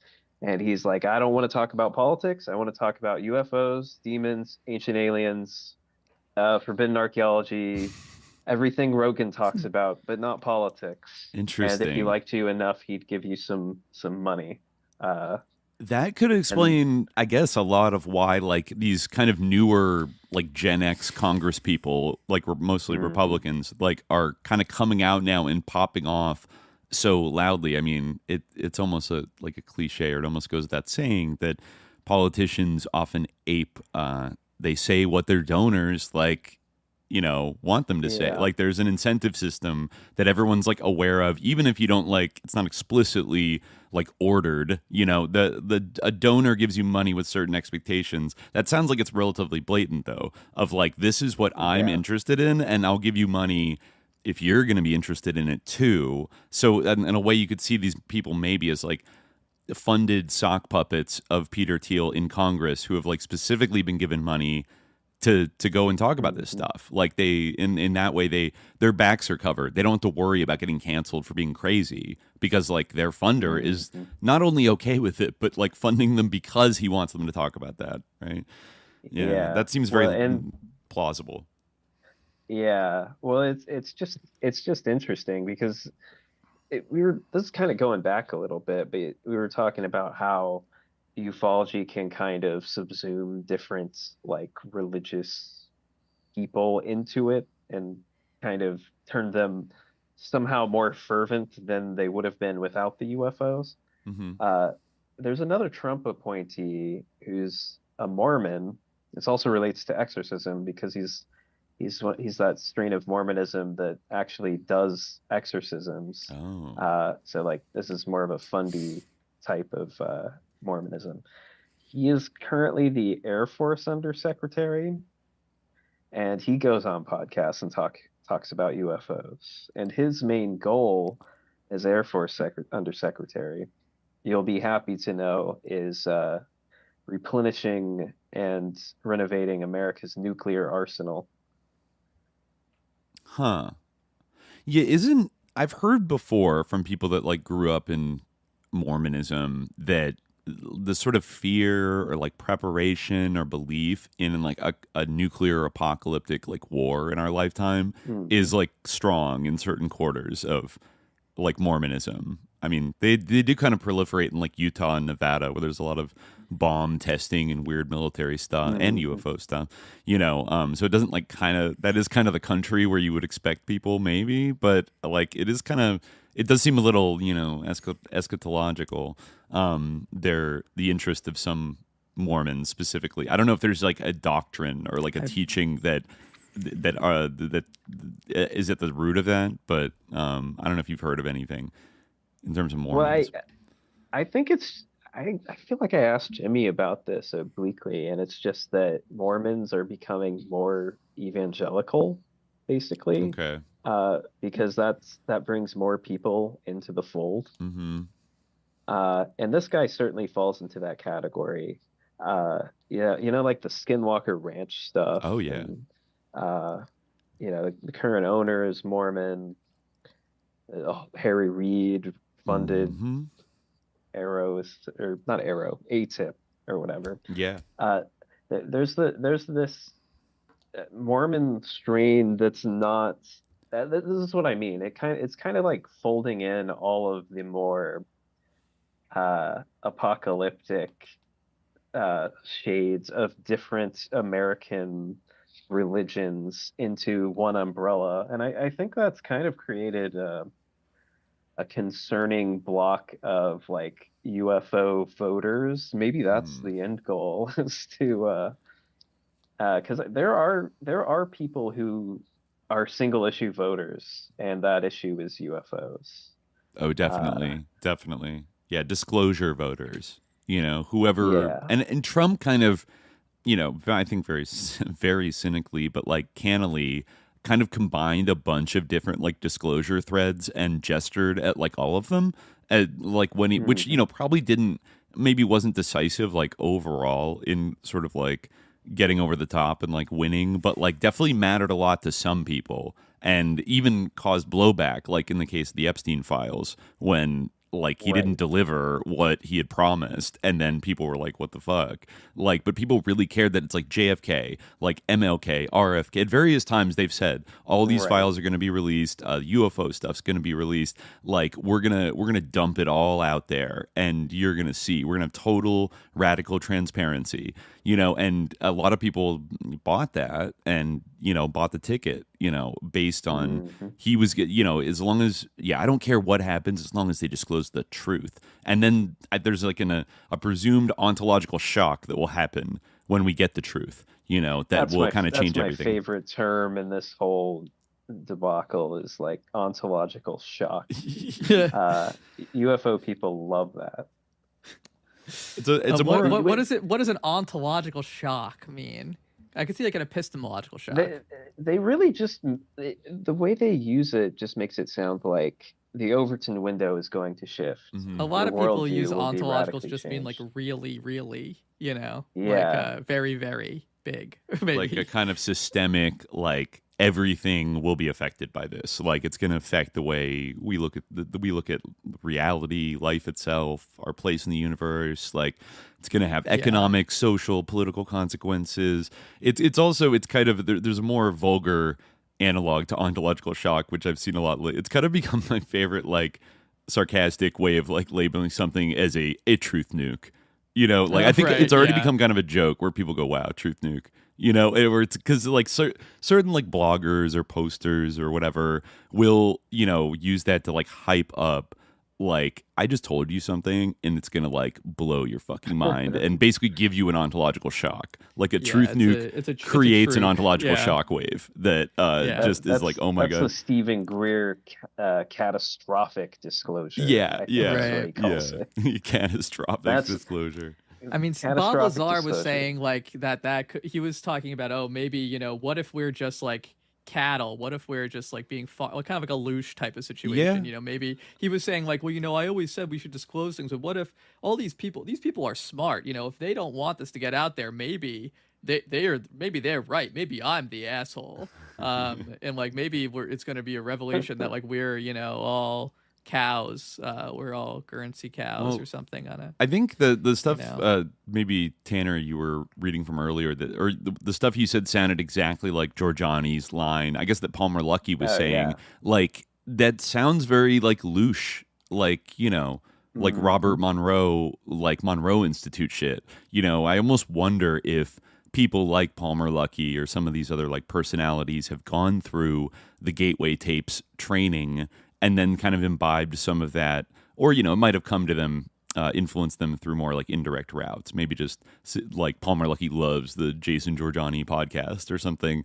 But it does seem like there's like an uptick in, I think even by the numbers, some of the articles we were reading when we did the Monroe Institute thing a few months back, was that like since the pandemic, like they've had an explosion in people signing up to do their Gateway Tape retreats, you know, that cost thousands of dollars and whatever. And they're bringing in a kind of a very wide crowd of like, you know, kind of cool hip people and maybe some more like they're still contracting with like the DOD, you know, and they have contracted with the CIA periodically, like in the past.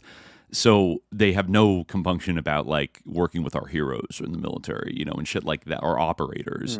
And so I wonder when people start talking about like louche type shit, where like, yeah, we're being harvested by alien entities, and we live in like a prison planet, but they don't seem to be too like upset about this. Like they're kind of like weirdly at peace with it. Like even Robert Monroe himself was kind of like, all is bliss, like we are slaves to the reptoid gods who mine our louche. Like he has this kind of like chill, copacetic, like feel like reaction to this like very troubling, ontologically shocking news. Well, at first he's horrified, but then he like realizes that like the cow needs to be harvested because the cow's udders are in pain.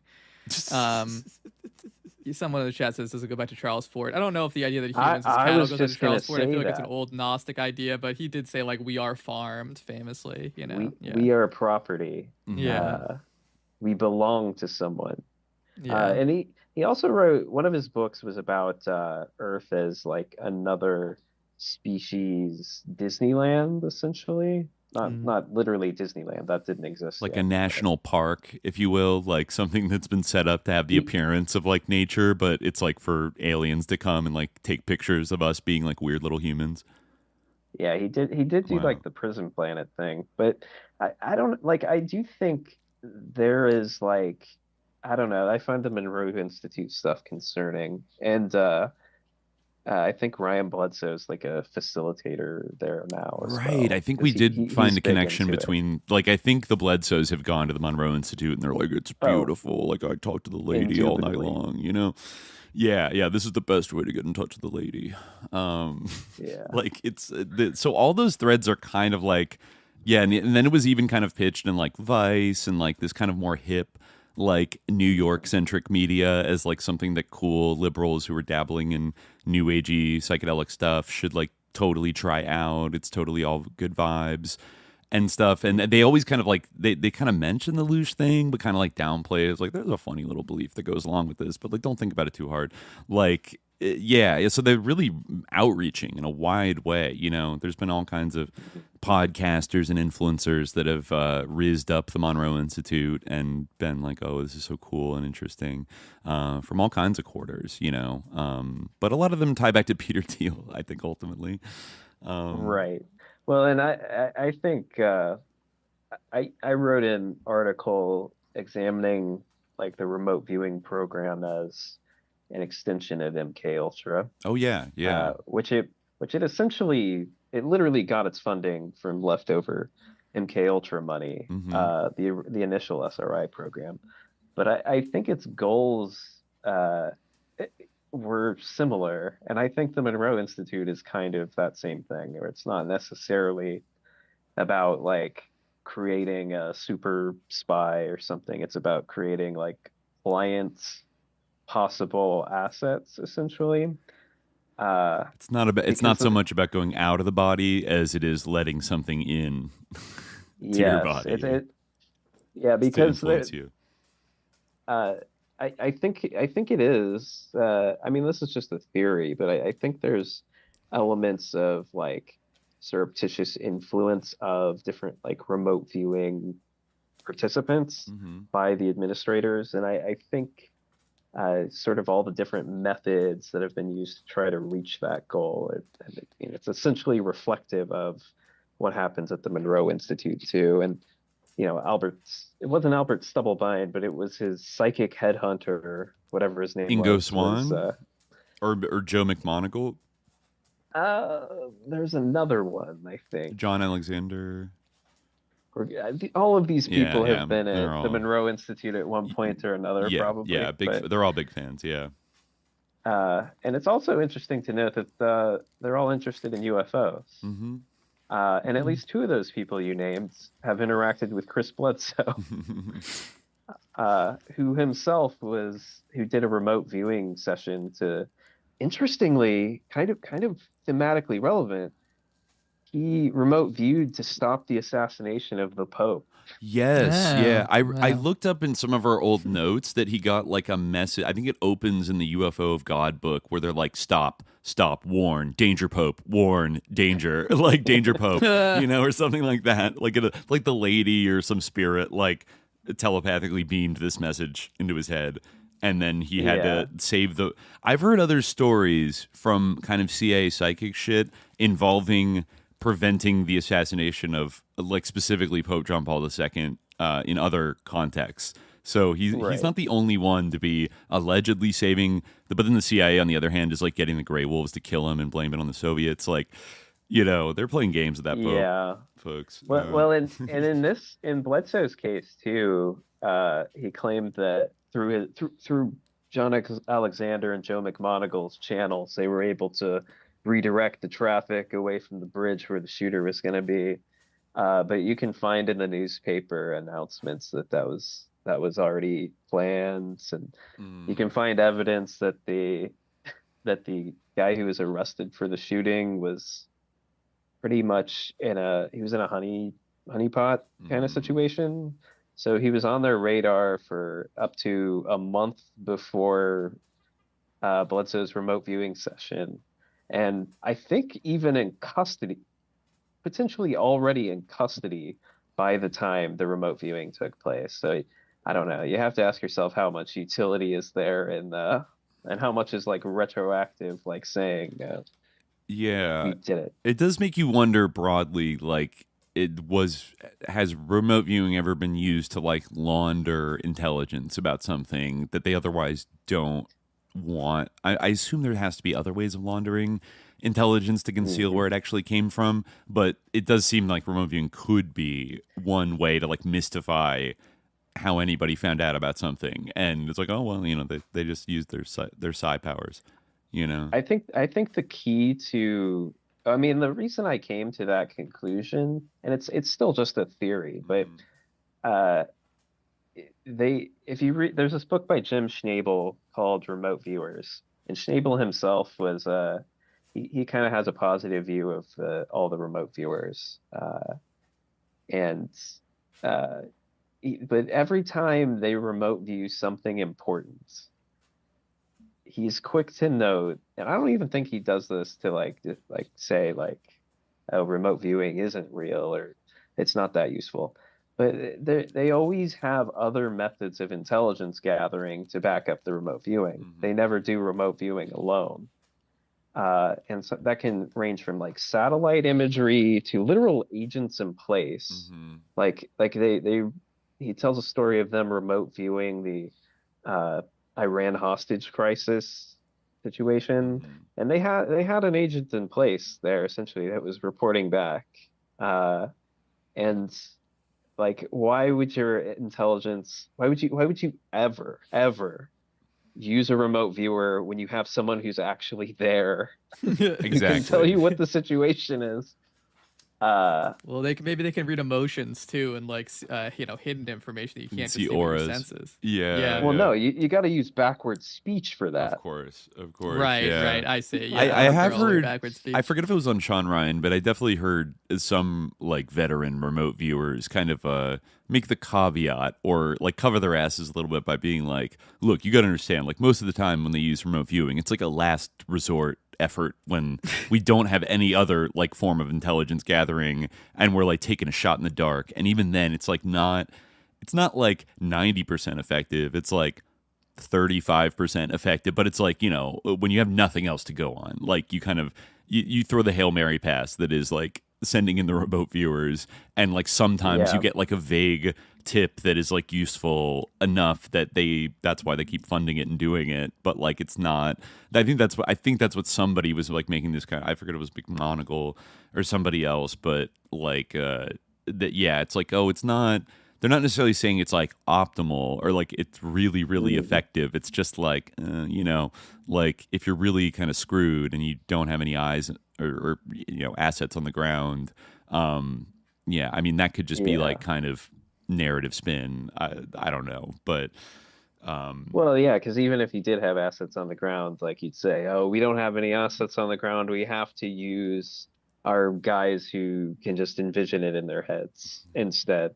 You don't like, a little suspicious in terms of intelligence laundering. I bet, like, sir, Mr. President, like we have gotten from psychic, Sci-Spy, like 347 has reported in the remote viewing session that, it's like, what are you gonna like do something that has consequences based on that intel?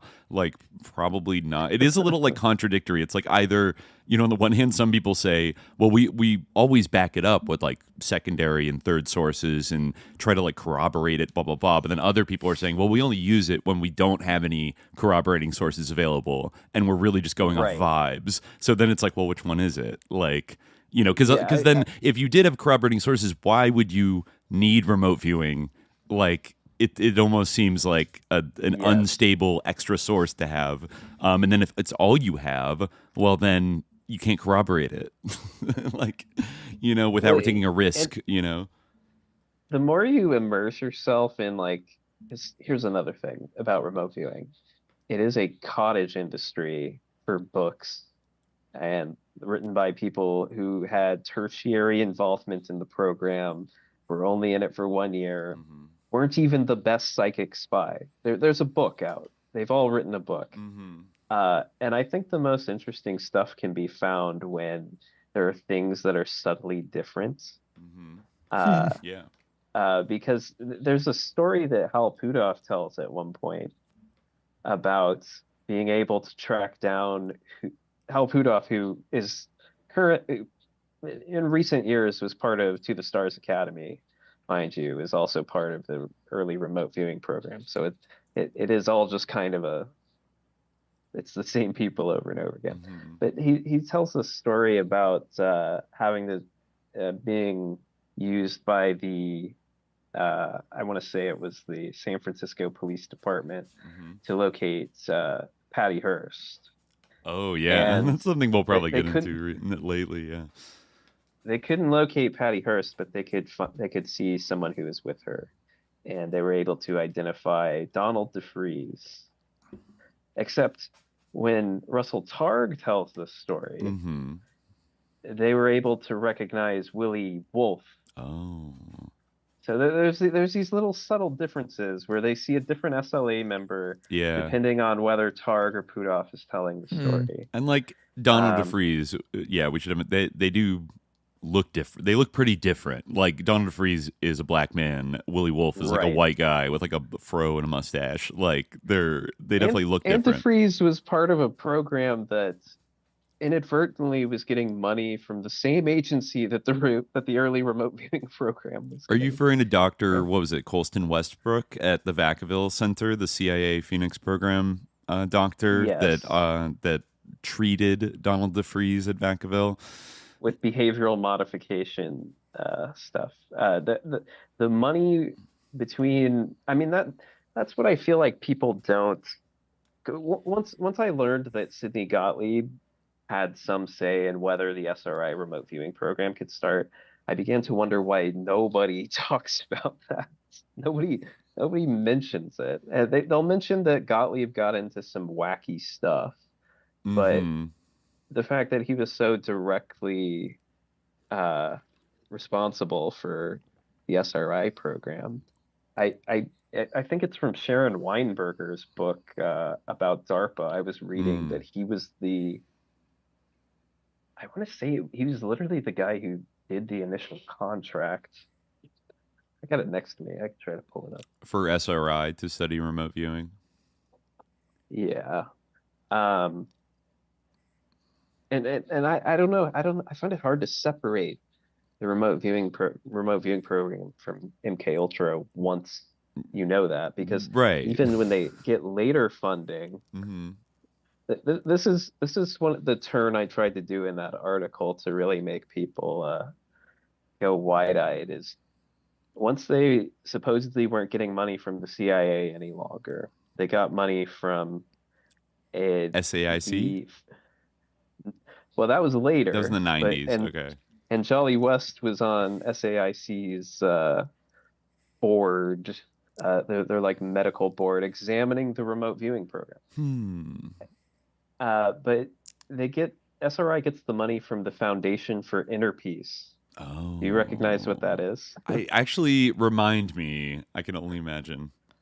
It's from A Course in Miracles. Oh. It's the main organization promoting A Course in Miracles, which was arguably also the product of an MK Ultra.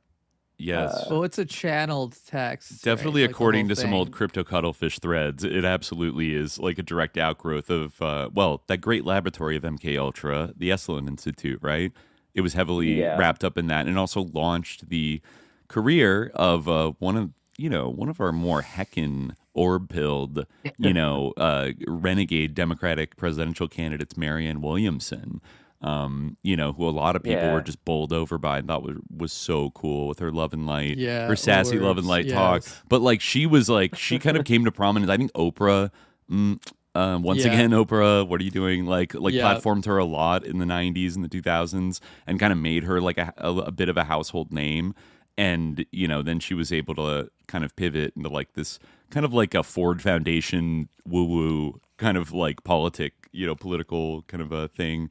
But yeah, it was a channeled text. And William Thetford was he wasn't the channeler, but he was kind of the facilitator.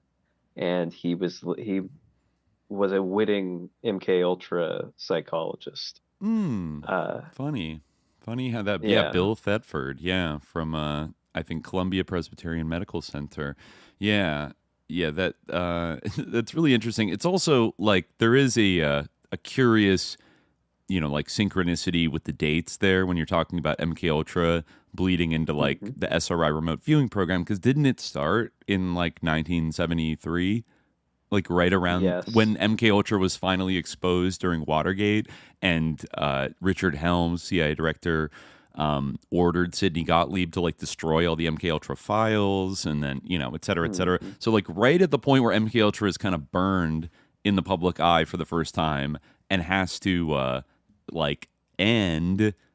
Suddenly this new thing that Sidney Gottlieb gave his blessing to opens up at the heart of Palo Alto and SRI, that was already a hub for all this LSD stuff, the acid trip parties, like turning on Ken Kesey and Stuart Brand and the Grateful Dead, and was busy building ARPANET at the same time, like literally SRI was, with these. Our friend Jacques Vallée was building ARPANET. Right, he was right there at the same company. And meanwhile, they were inviting Stuart Brand to come down and write the Rolling Stone article about this new hacking information revolution that was going to change everything and all this shit. And it's like the whole MK Ultra, countercultural and like behavioral modification nexus was.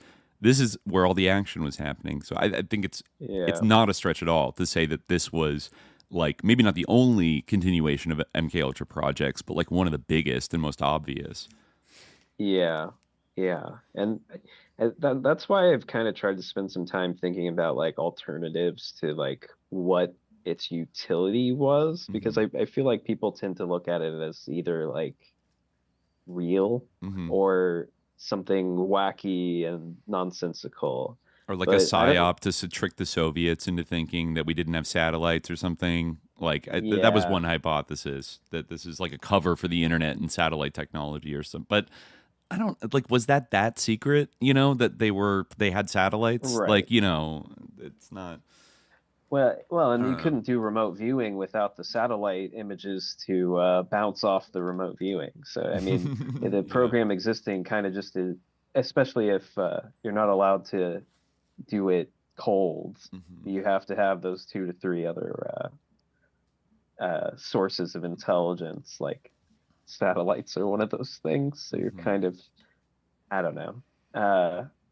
But yeah, like the fact that it lasted as long as it did, I think, brings up more questions than answers. We're talking about in the official like SRI iteration of it from roughly like 1973 to 1995, and then it was taken on by like an incredibly sus military contractor, SAIC, that handles a lot of like similarly, top secret sus projects, in America and around the world. So like it didn't even really end after 1995, but like that's a long time. I mean, that's as long a time roughly as like the OG MK Ultra, which is like 1953 to 73. It's actually slightly longer. And so you wonder what was the utility of this? Like what were they getting out of it? Yeah, and I do think it was like kind of like brainwashing by a different means, because it's not to the movie The Men That Stare at Goats is not exactly what I mean by that, but it was like kind of hippieing out these people to do then just go on and do like horrific war, kind of chilling them out. Right. The First Earth Battalion, Jim Channon, right? Yeah, well, and I think about like the Gulf Breeze Six, who I've spent quite a bit of time with. They were essentially doing channeling and remote viewing at the sensitive NSA station, and it seemed to be like at least partially encouraged, or like, it wasn't out of the ordinary for a bunch of Army NSA nerds to do these things on base, and that's essentially why they went to AWOL. Right. Some of them even claimed they worked at Fort Meade. I can't really find the timing almost lines up, but not exactly. So I think that's an open question. Right. I think we talked about the Gulf War 6 in like an early Q&A episode. I kind of vaguely remember the outlines of that story, but it was like 6 guys went AWOL around the time of the first Gulf War, and they claimed that they were channeling to like ETs or something. It was a bit amorphous because it sometimes had to do with UFOs. Sometimes they were channeling the saints. I mean, if anything, it was like pretty prescient for where we're at today. They were talking to the saints, aliens. They were told that the Antichrist was coming, and they needed to either kill him or escape the great Earth cataclysms that were coming. And they, of course, wound up in Gulf Breeze, Florida, which is where a major UFO flap was happening at the time. So it kind of got drawn into that as well. I don't know. That's another one of those cases where it's like there's a lot of interesting sidebars that me and Jimmy talked about the Gulf Breeze 6 for almost 6 hours, I think. So wow. You might be able to. I'll point people to that for more Gulf Breeze 6 stuff. I was going to say that it does seem like you're very much right that Jason Georgiani was doing like UFO entryism, because I'm very shocked to see, like, looking up, I was trying to figure out like what exactly his take on the nature of the UFO phenomenon was, and I just found like a million like posts on Reddit, like UFO subreddits, like of people being like, this guy's really interesting, this guy's like, without any kind of like appreciation for the fact that he's like this weird like ethno-narcissist Nazi. But I did find like someone doing a rundown, which I assume is fairly accurate, of like what exactly his take is, which is that actually these UFOs come from the 19th century, or maybe they come from the early 20th century. Let's see. Okay, so this person says he's obnoxious and cringe as a person.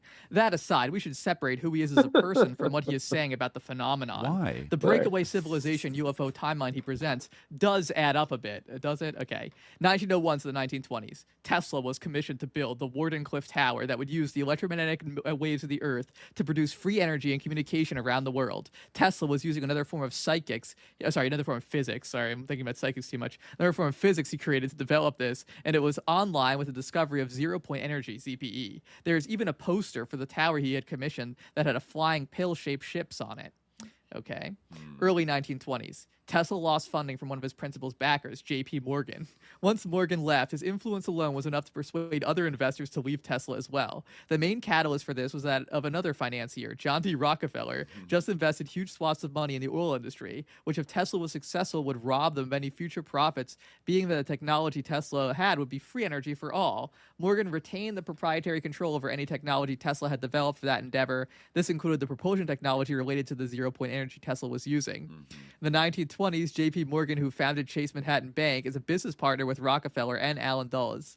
At the same time that Tesla was working on the tower and the physics for it, they were also investing in tandem with a group called NJMZA, a bunch of German aeronautical engineers based in Sonora, California, who were working on airplanes and new forms of propulsion. Remind you, the airplane was invented in 1903 by the Wright brothers, so it was a great time for engineers to refine and develop new flying devices if they could. The proprietary technology that Morgan retained from Tesla was shared with this NJMZA group. The NJMZA was also into occultism, which was all the rage at the time as well.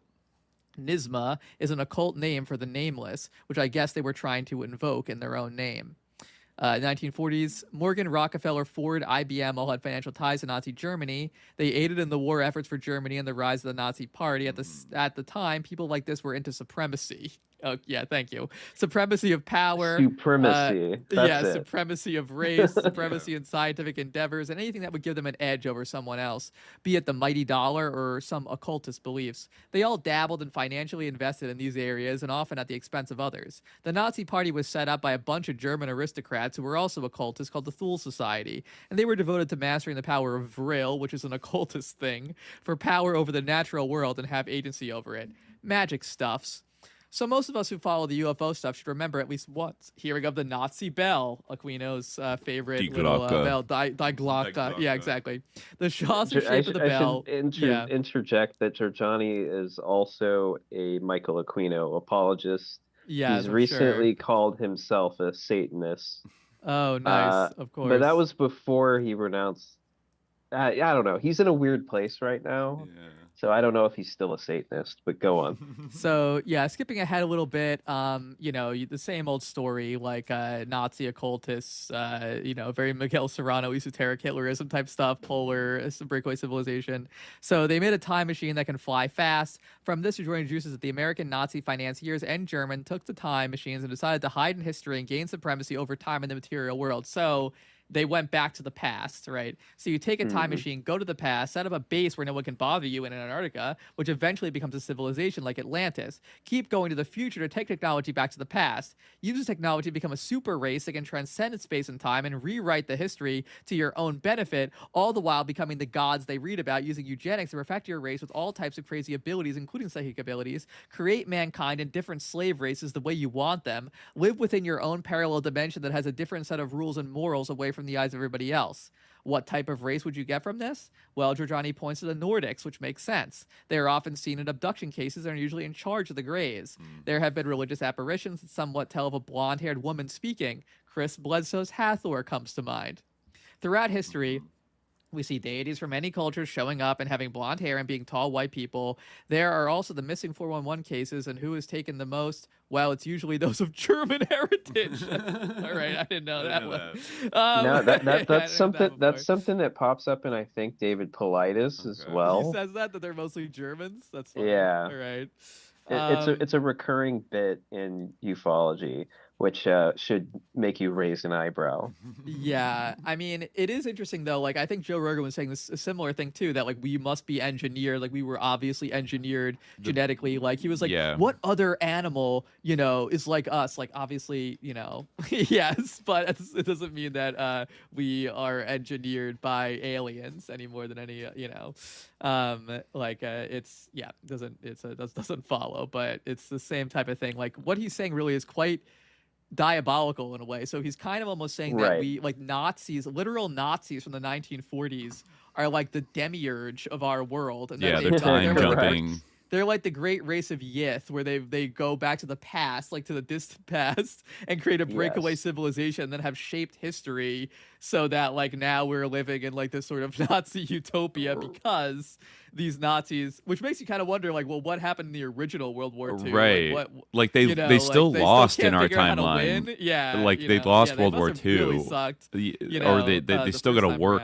They got to work harder to like reverse that big bump in history. But like little things, that's where the Mandela effect comes from. It's just like little things get a little fascier, and then you kind of like, was it always this fashy? I don't know. Like, but no, I think that's it's kind of a problem. It's like, why haven't they reversed World War II yet? If they're like manipulating time so much, and it's kind of a weak point of the theory.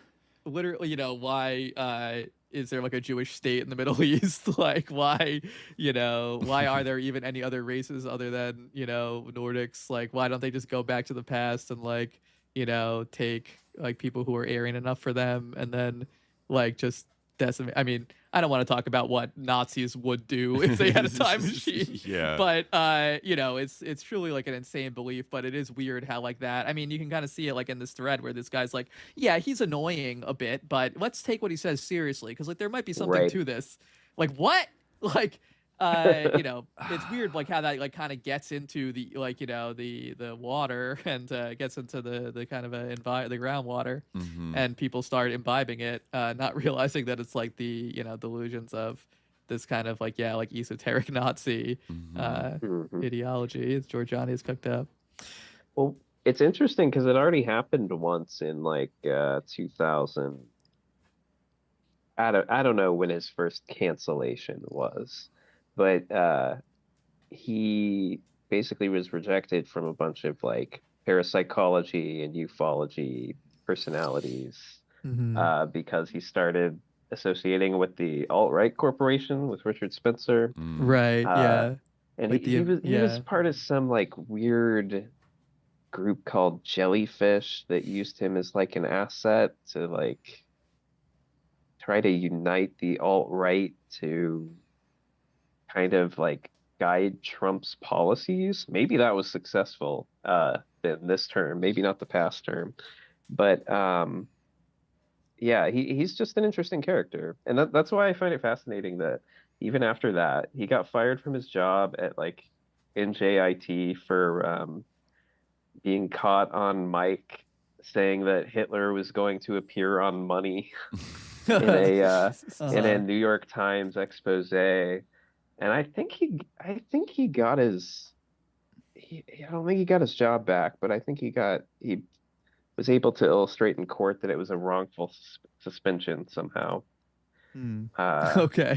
I mean, I'm not gonna make a judgment on that other than, yeah, he probably should be kicked out of academia for the rest of his life. Yeah.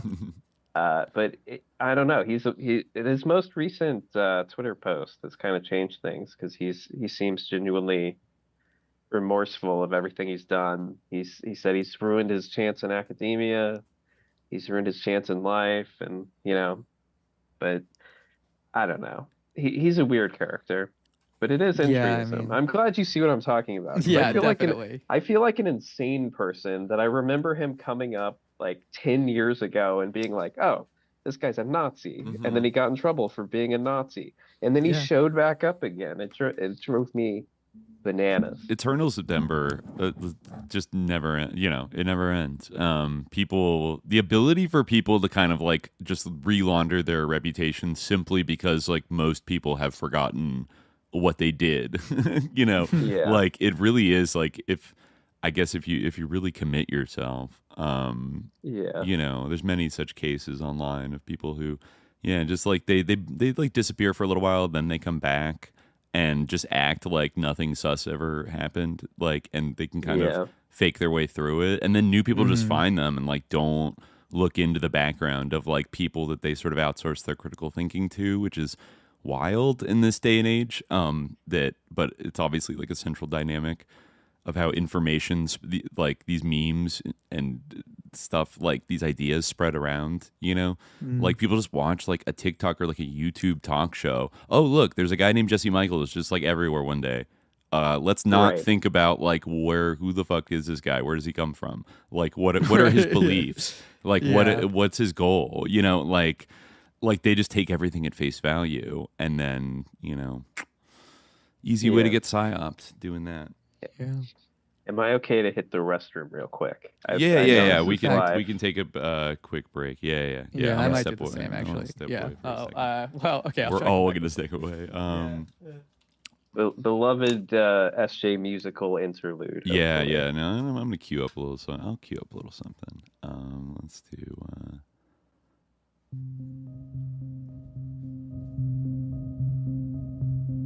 All right, we'll be right back, folks.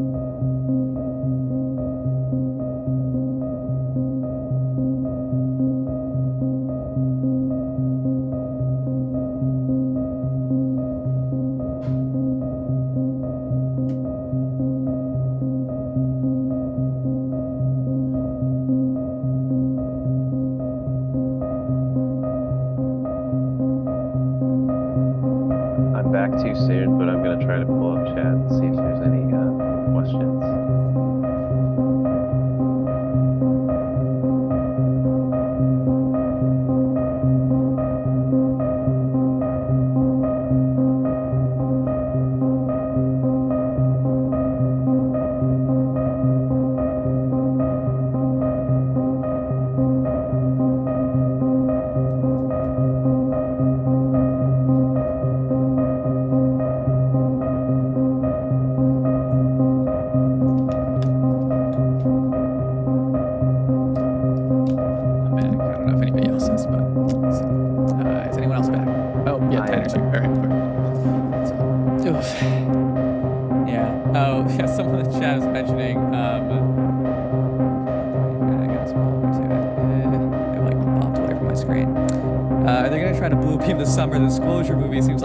I mentioned, I think, the Disclosure movie, like that Spielberg is like putting out before on the show. Like it looks like just dreadful, but it is like crazy how like Spielberg has been involved at like every stage of like the UFO psyop, like shaping the kind of the way in which it's understood. Like Close Encounters, it's like one paradigm, and now we have to have like the definitive cinematic version of like the Disclosure bullshit.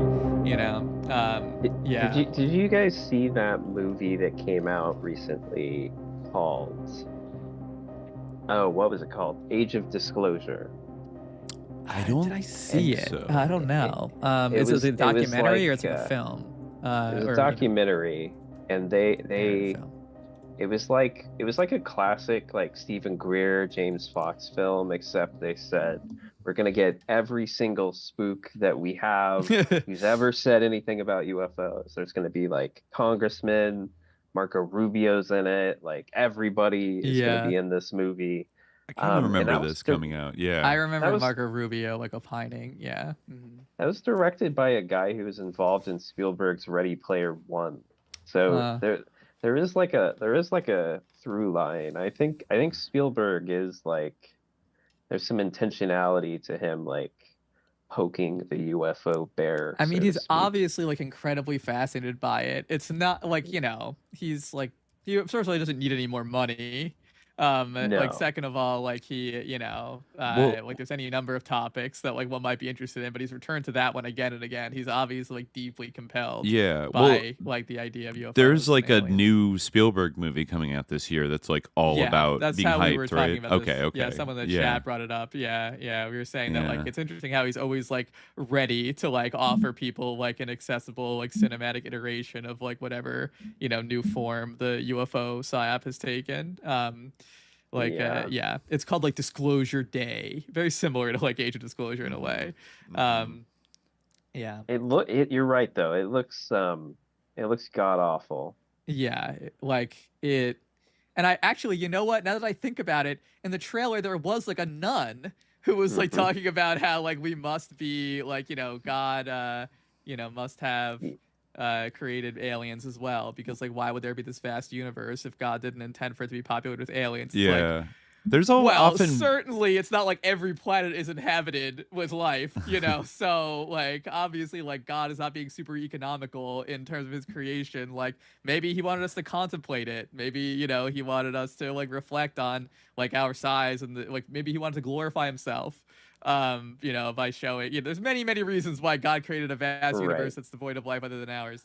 But no, Spielberg has to tell us that like it's silly from like his sock puppet nun, who of course has to be Catholic because that has that aura of authority. Well, there's going back to like the Christic Institute in the 80s, and like Danny Sheehan has always been like a Catholic like UFO believer kind of guy. Also like kind of a a lefty kind of activist against like the Contra War, that kind of thing. Like he's done some things in the past that seem like, all right, cool. He's fighting the Reaganoids, but he's messed up every single case he's been involved with. That too. Like I think the Christic Institute, like filed like lawsuits and like other things, but like a lot of his cases have been kind of like they've gotten flubbed or like messed up or something, right?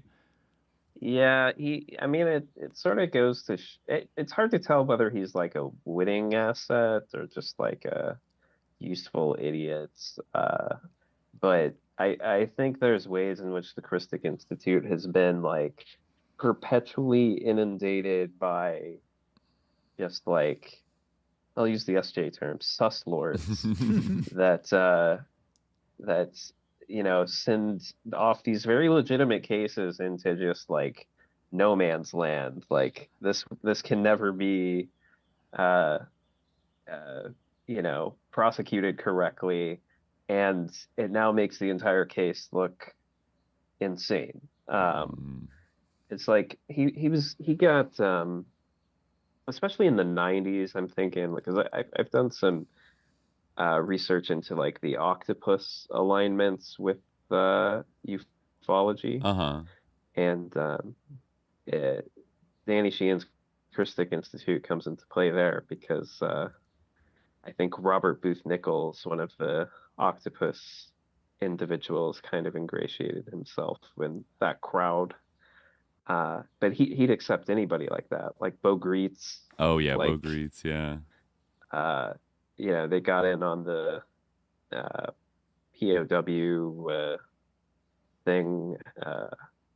Just a ungodly mess. And I think Doug Valentine wrote a pretty good book about Sheehan going off into taking like legitimate cases of interesting conspiracy and then going off into like Tanner, why would the CIA ever like be involved with a heckin' like activist that says negative things about the CIA? That clearly can't happen. That's never happened. It's not a thing. They wouldn't pose somebody that does like some good things and then they like fuck up everything or turn it into a joke. Like, like that would never happen, right? Well, but I think irony aside, I think it does happen. I think it's happened for a very long time. Oh, like, you guys are using irony? I was promised I avoided that here. I know. Core promise of SJ violated. But no, I think, going back to it, sometimes, in fact, like the most effective form of kind of, media manipulation is through people that are like kind of, damn, look at like the LaRoucheites, like, they kind of came out of, they were like heckin' new leftists and, like put in a lot of work. I even did some like conspiracy work that like it sometimes is like good, but also like you have to constantly be vigilant for like weird little things they slip into it that are like bullshit, and then but that's kind of the design, isn't it? Like only the Executive Intelligence Review is writing about a lot of these things in like the 70s and the 80s. They're the first people, if you're gonna find it anywhere, you're gonna find it from them, but they gotta slip in a little of that psyop poison into it, like so that if you take it hook, line, and sinker. Alex Jones occasionally was right about the globalists, but like, come on, like he'd be less effective if everything he said was obvious bullshit or, like it's kind of marketing 101. I'm shocked that anybody would kind of, though I don't know how many defenders Danny Sheehan, like I'm probably within the UFO community. He has some. He has Robert Kennedy Jr. invited him to like Thanksgiving or something. Right, yeah, and that big family. I remember the big family photo of all the Kennedys, and I was like, I looked in the back, I saw this like curly hair. I'm like, wait a minute, is that Danny Sheehan? Like, of course, like sus Irish Catholic Danny Sheehan, like one-shotted Irish Catholic Danny Sheehan. Of course, he's at RFK's. Thanksgiving table. Yeah, I mean, Marco Rubio's also he posted that like weird like Easter like video. Like I don't know if it was weird necessarily, but it was like I mean, it was a strange kind of a hackneyed, but I mean, I feel like we're definitely seeing like there's certainly on some level like a rising Catholic tide, like at the sort of maybe like a Thiel engineered sort of rising Catholic tide at like the administrative level. I mean, it's interesting because like on one hand, like you saw these kind of think pieces about like the turn to Catholicism, like in the younger generations, but I feel like that actually was kind of bullshit. But what we are kind of seeing is like Catholic millennials sort of definitely like overrepresented in government or very high ranks of government. Yeah. Well, and I think it's been interesting that, like, if you're a Catholic public figure currently, like a popular one, you have to talk about UFOs. because like Ross Douthat's talked about UFOs. I believe he's Catholic. Yep. Convert, I believe. Oh, what's the like weird freak's name? No, I know that's not narrowing it down. You need to help us. Rod Dreher. Rod Dreher. Talk about UFOs. Oh yeah, because he was Orthodox convert first, and then he was a time. Catholic. Yeah. I constantly get them confused. I really, Rod Dreher is the one who's like, he's Orthodox now. Right. Or I thought or was it? Oh yeah, okay, yeah. He converted twice. Like he either did Catholic first and then Orthodox, or he was Orthodox and now he's Catholic. He might actually be Orthodox now. Now that I think about it, I'm clarifying which is which. Yeah, Rod Dreher is the one I was thinking, the Benedict option one. Oh right. Yes. Yeah, and he. Yeah, did he? I think he left Catholicism, right? Am I wrong? Post-liberalism, personal life. Yeah, he announced his conversion to Eastern Orthodoxy. I see. Oh, interesting. Yeah, so he wasn't.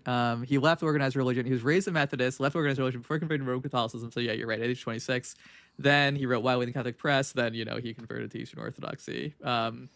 Yes, and Ross Douthat is like kind of like a New York Times like guy, right? He's a little bit more. Yeah, he's like a WASP that converted to to like intellectual Catholicism, kind of. Yeah, a little bit like Adrian Vermeule, perhaps. Another such. Adrian Comstock Vermeule III.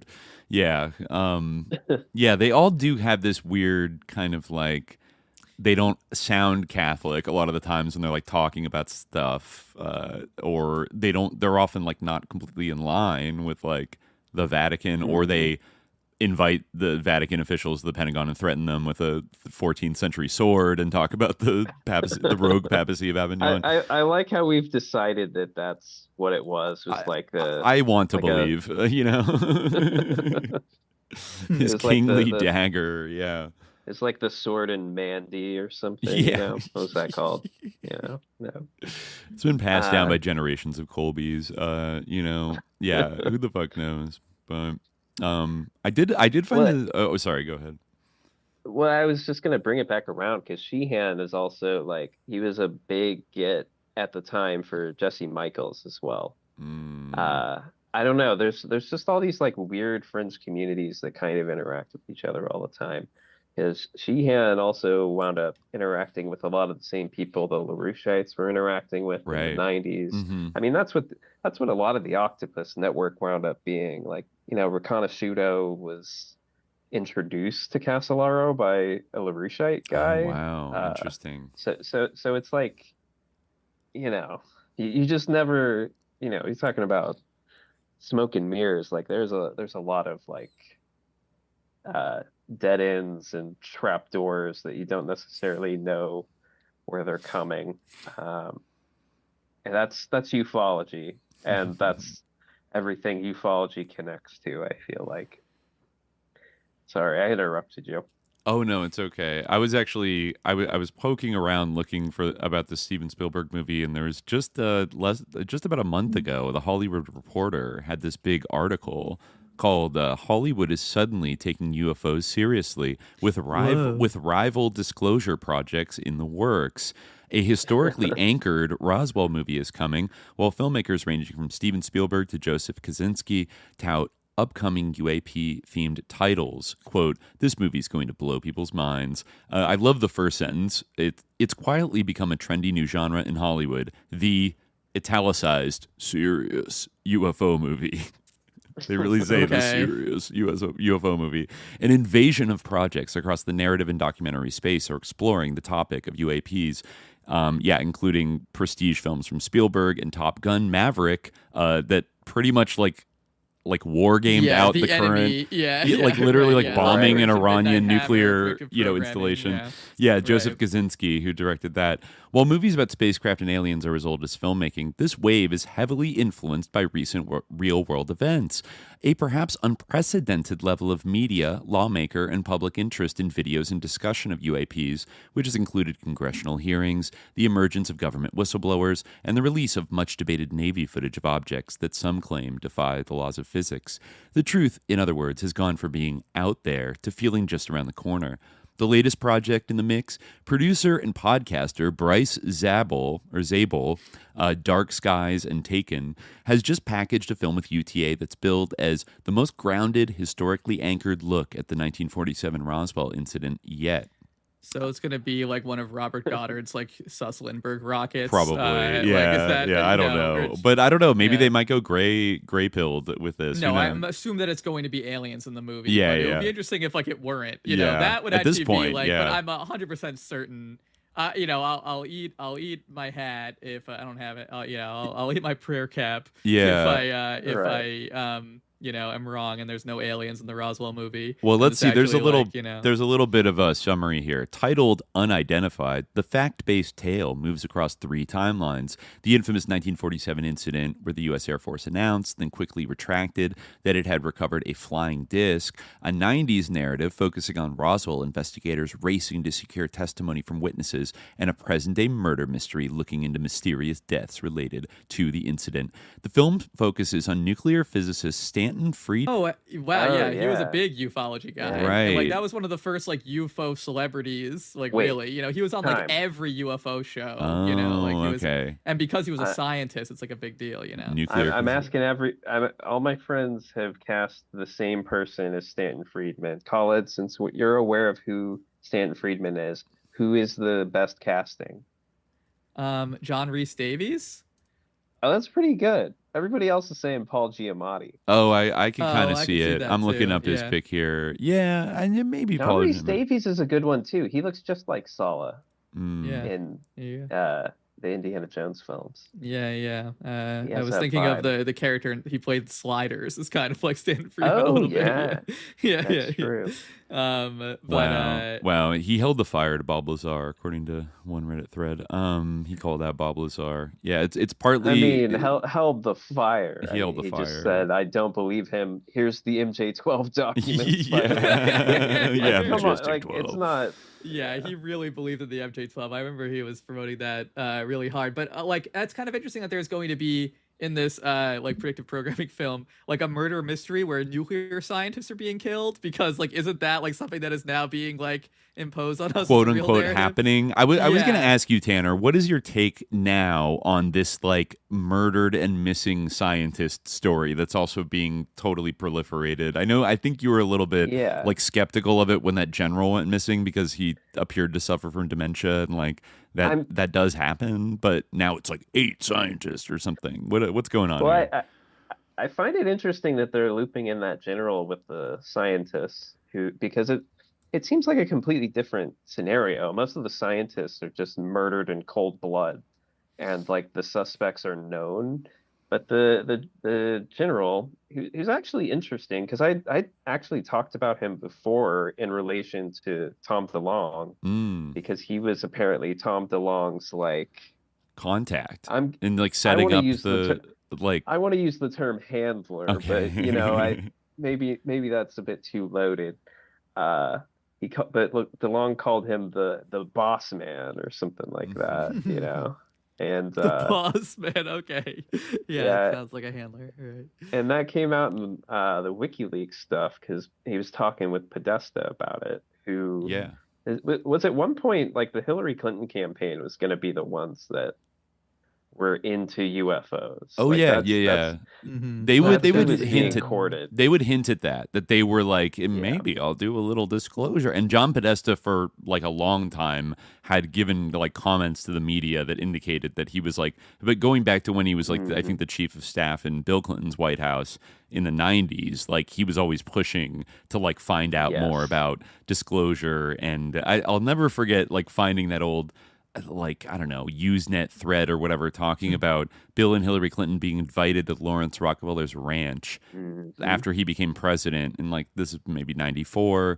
And Lawrence Rockefeller was like upset, was just like peppering them with questions about like UFOs and like other kind of shit. I mean, he funded, I think, like the Institute of Noetic Sciences, MUFON, like John Mack's research as well. Exactly. And I think with one of the princes of like Liechtenstein as well, with like his friend, like like they were bankrolling a lot of this shit. So like Lawrence, he's one of the Rockefeller brothers. He's David Rockefeller's brother. This guy was, and he was heavily involved. I think I was reading one of your articles where I think you break it down that like he wasn't just like a crazy rich guy that like wasn't a part of the Rockefeller empire. Like he was part of the Rockefeller Brothers Fund, and he's one of the earliest VCs in Silicon Valley, going back to like the late 50s. Like I think he might have set up the first Silicon Valley VC firm. He wasn't like the point man like David or Nelson could often be, but he was clearly like involved, and that even goes like to the Congress for Cultural Freedom type stuff too. Lawrence was involved in that stuff as well. The Rockefeller Brothers Fund, I think, is where a lot of that money was funded through CIA propaganda type stuff. And MoMA, Mommy's Museum, which I just noticed that like the attendance list of the Bilderberg conference leaked this week, and I don't think it was too surprising. Is this another story The Intercept sat on? I don't think it leaked through them, so I think maybe they did. Yeah, they probably did sit on it, or maybe it was Drop Site that leaked it. Who knows? But it, I noticed that aside from other, typical names you would expect, Peter Thiel is going to be in attendance. Two of the funniest, like, new additions to it are Fareed Zakaria, who must be some kind of deeper, like, deep state international operative that, like, because it just lists their occupations, all like CEO, General Intelligence Agency, like CEO, host of Fareed Zakaria GPS on CNN. It's like, all right, who the fuck is this guy? Like, you know what I mean? Like, he obviously plays some kind of, like, connector role or something. The funniest one, Stacey Abrams. All right, nice. Yeah. That's so epic. But I was going to bring up that the chairman of Bilderberg this year, I think, is like the head of the board of MoMA, which I think a lot of people are being like, LOL, that's so wild. But if you think about it as a Rockefeller museum, maybe there's some connection through that.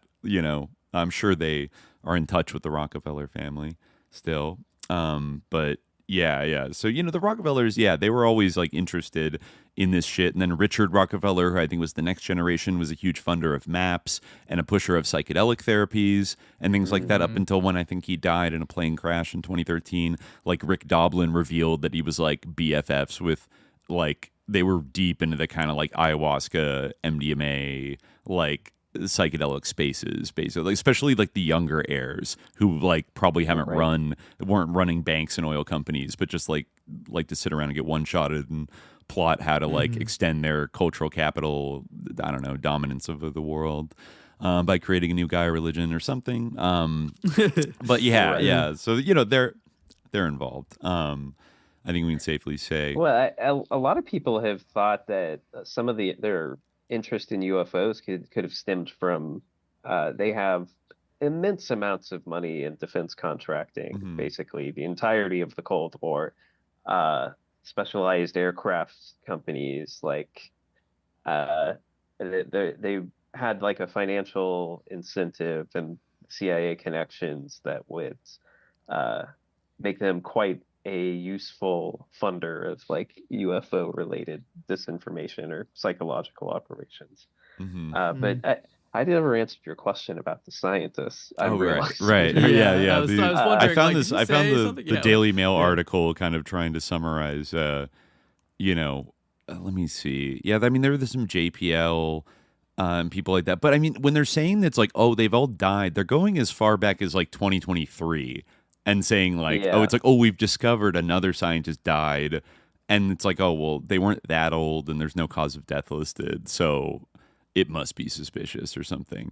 But there are kind of like let me see here. Yeah, it starts off another scientist with ties to America's space program has now joined the growing list of deaths and disappearances around the U.S. Yeah, kind of misleading because it says Michael David Hicks, a research scientist at NASA's JPL, passed away on July 30th, 2023 at the age of 59, but the cause of death was never made public, and no record of an autopsy being performed could found.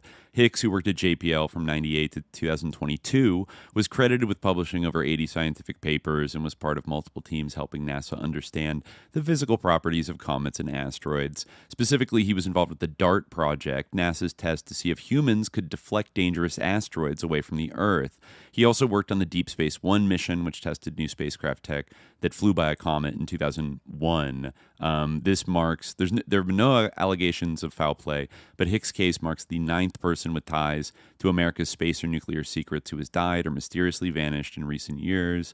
Moreover, 3 of these scientists had close ties to Hicks, as all of them worked at JPL or participated in NASA missions there. Monica Reza, JPL's new director of the Materials Processing Group, vanished without a trace in June 2025, just months after beginning her tenure at the NASA lab. 2 other men with deep ties to JPL died recently, including a longtime co-worker of Hicks, Frank Maywald, who died in July 2024 at age 61, with even less public acknowledgement of his untimely passing. Meanwhile, astrophysicist Carl Grill-Mayer, 67, was murdered. I remember reading about this. He was murdered on the front porch of his home, I think in Pasadena, on February 16th of this year. The Caltech researcher's work was heavily supported by JPL, and Grill-Mayer was personally involved with major space telescope missions by NASA. And then,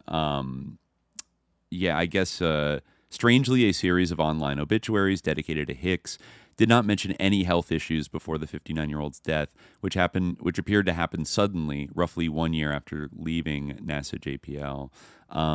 A similar situation unfolded after Maywald's death, when the prominent JPL researcher died in LA from unknown circumstances.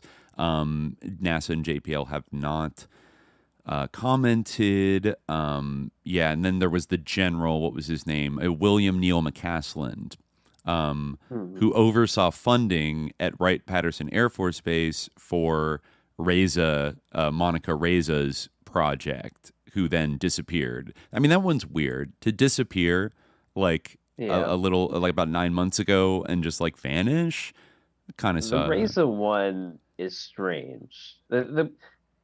I find it interesting that they did McCausland last, because when I first started getting interested in this story, that was the major one. Mm-hmm. And it's kind of shifted as they've added more, and they can like reorient the corkboard to another side, essentially. But McCausland, they had the 911 call come out recently, mm-hmm. and his wife even says to the dispatcher, my husband's not here, and I don't think he planned on coming back. Which, I mean, he took a gun and he didn't take barely anything else. So, I feel like I was mostly annoyed by that one because there were so many UFO people being ghoulish about it online. These other ones are interesting. We talked about it a little bit on Gnome Chat, which is, my sort of on and off podcast that I do with some friends. Friend of the show, Reed, put forward his theory that it might be like foreign assassinations of American scientists because they can see. I mean, it would be like retaliation, I mean, there's many Iranian scientists who have been killed. Yeah. Nuclear scientists. Well, and I think he brought up too that a lot of Chinese nationals in the sciences in the United States are currently being like hounded by ICE, and there's some legitimate like horror stories there with Chinese researchers who have been put in camps, essentially. Like, people don't like to say that, but that's essentially what's happening to people. Right. Yeah, I can totally see that happening right now. So I kind of vibed with Reed's take on it.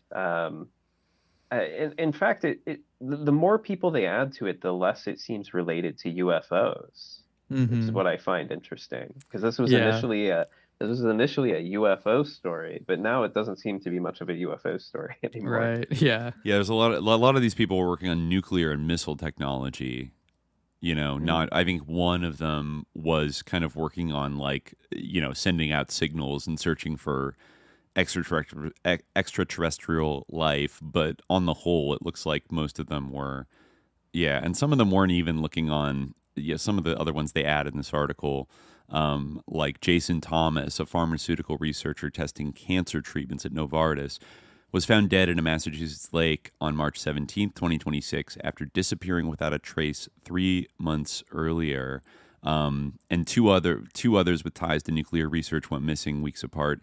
Anthony Chavez and Melissa Casillas, who both worked at the Los Alamos laboratory, vanished from their homes in 2025 under nearly identical circumstances. Chavez was 79. He worked at the nuclear research lab until he retired in 2017. Casillas, 54, was an active administrative assistant at the facility and was believed to have had top security clearance.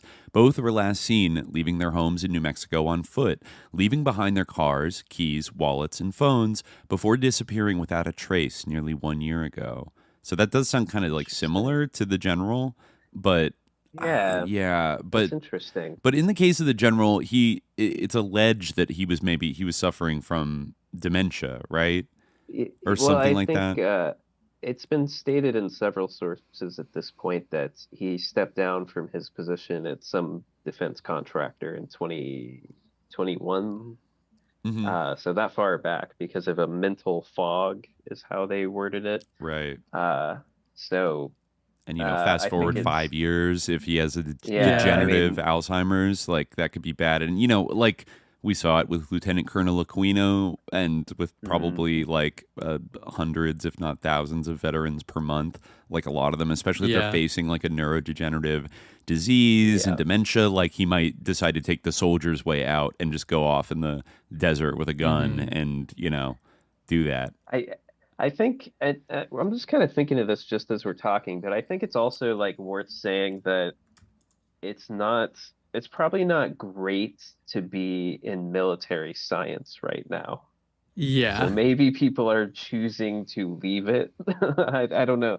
I don't know if that's too blasé, but I think that could possibly be playing a part. How do you mean specifically in terms of not the deaths? Yeah, I mean, how do you mean in terms of like because it's a heightened danger, or because people have like ethical objections, or? I would think the ethical objections would explain at least the disappearances, and maybe even some of if there were any like deaths that are odd. But I as much as I want to be a homicide and disappearance investigator, I have the series called Cystic Detective, but I'm unfortunately not a private eye yet. I think it'll be interesting to see if this is like similar to like the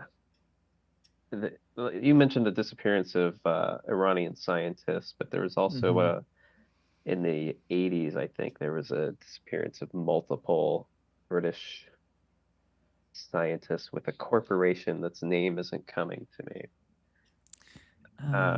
And it gets kind of looped into some like broader conspiracies. Let me try to I keep wanting to say Westinghouse, but I don't think that's right.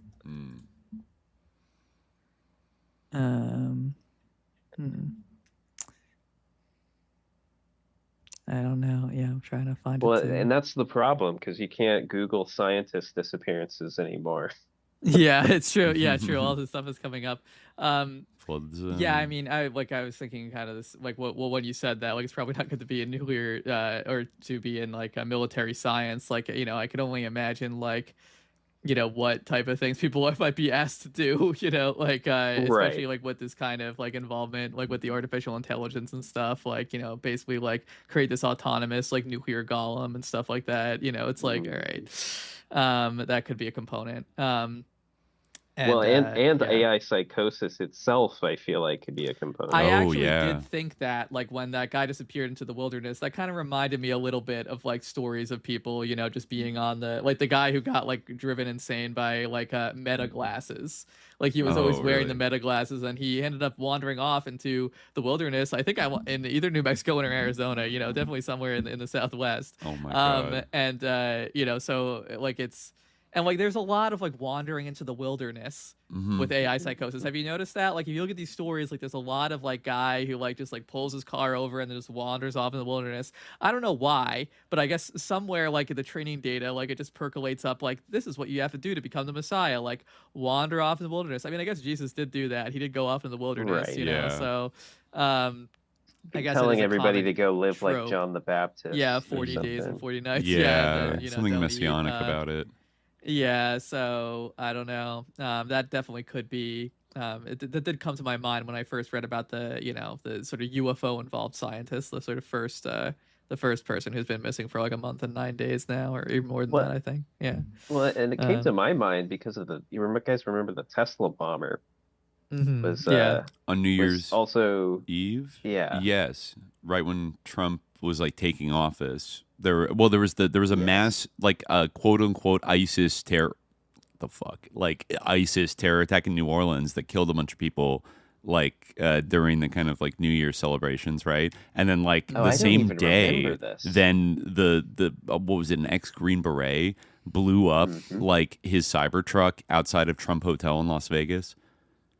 Yeah, right? And he was fully in AI psychosis, sending out letters about aliens. Supposedly, he sent one to Sean Ryan. Yes, I remember this. I think you guys covered that. Yeah. It was very weird, and he had read part of it, and he wanted to like come on Sean Ryan's show and was saying I'm being like gang stalked by like feds right now, but like I have enough explosives. They know I have enough explosives in my Cybertruck. They're not going to make a move on me or something. Very weird. Yeah. He also did the famous line, I feel like Halo, I feel like Batman, or something. Right, I feel like Halo. Since we all know the protagonist of Halo is named Halo. He's a really cool guy. He doesn't afraid of anything. Master Chief. Yeah.